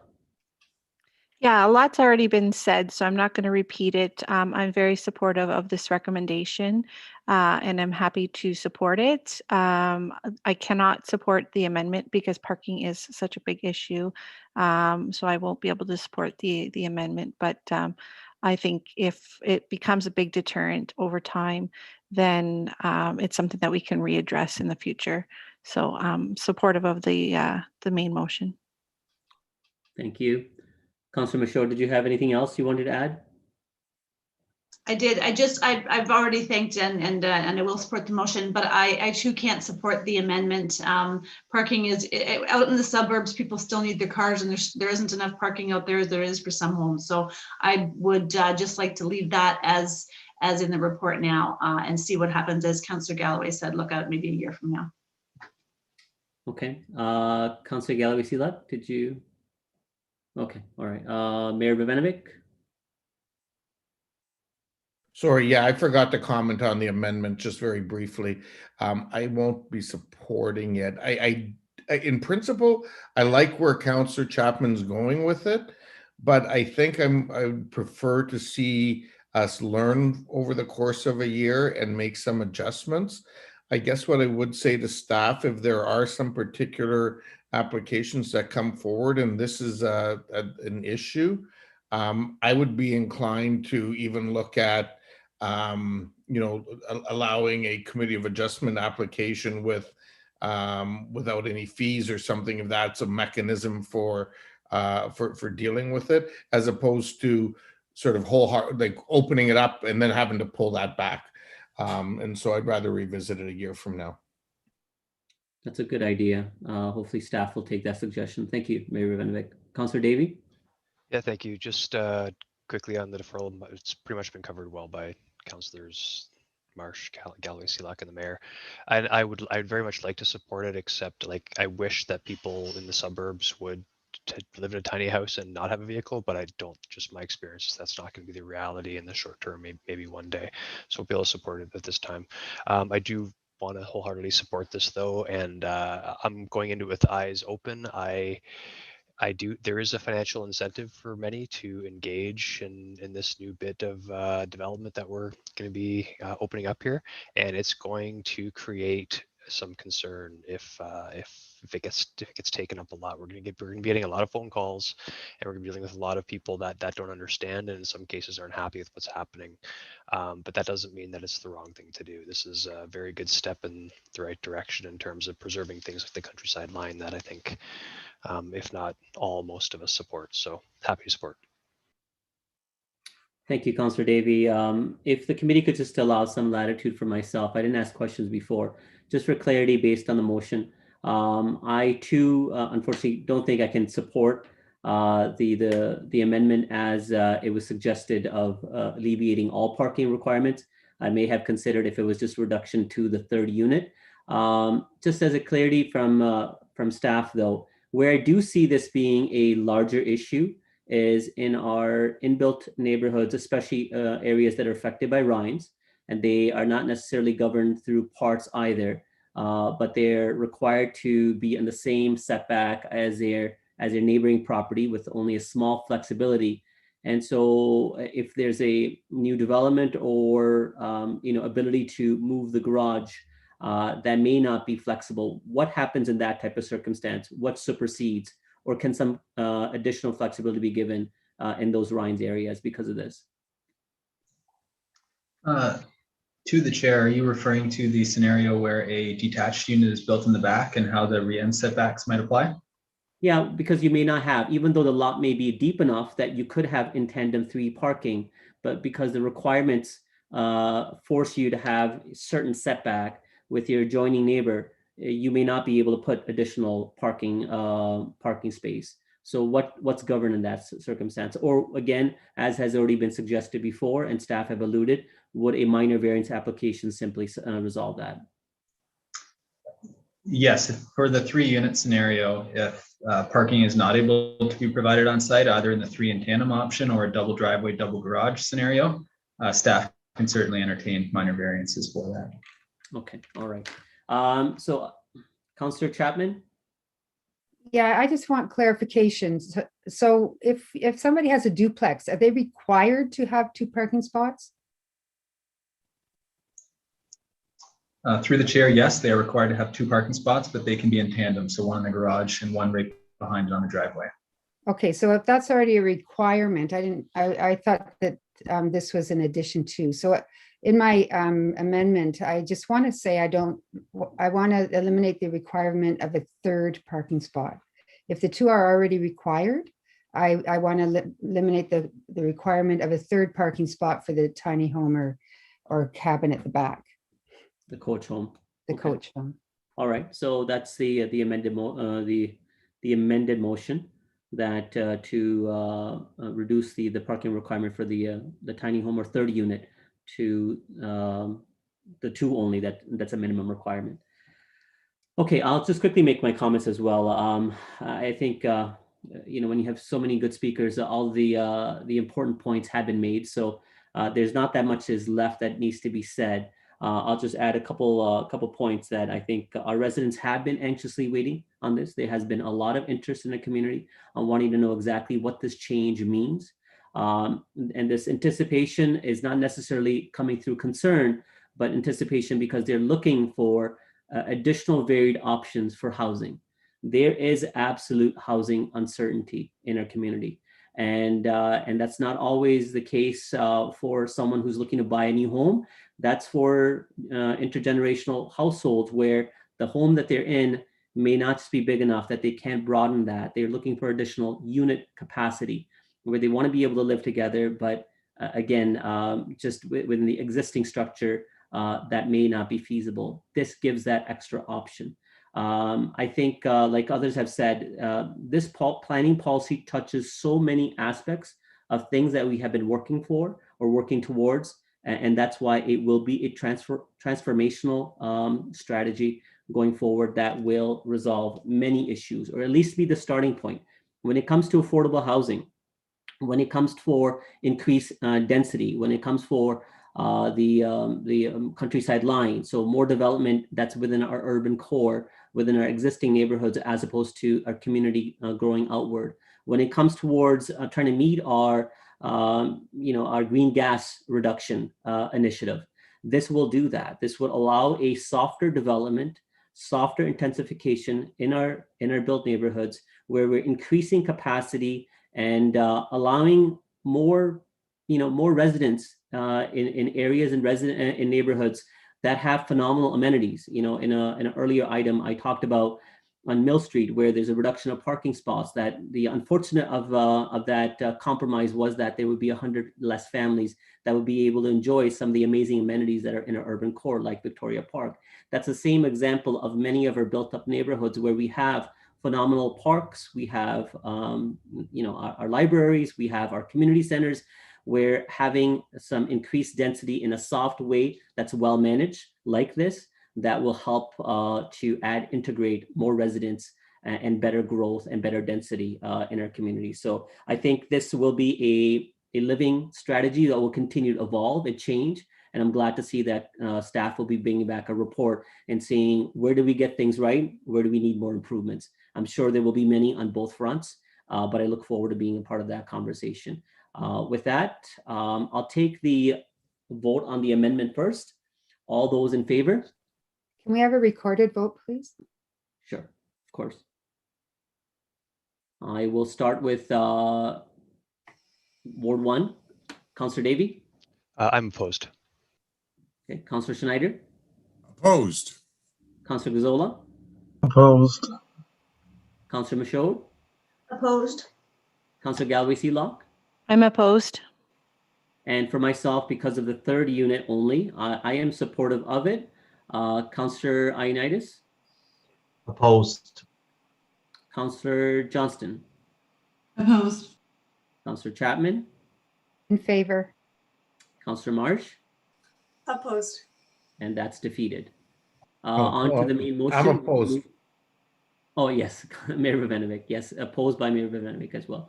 On to the main motion that's been moved by Councillor Ioannidis. I'll start from the bottom this time.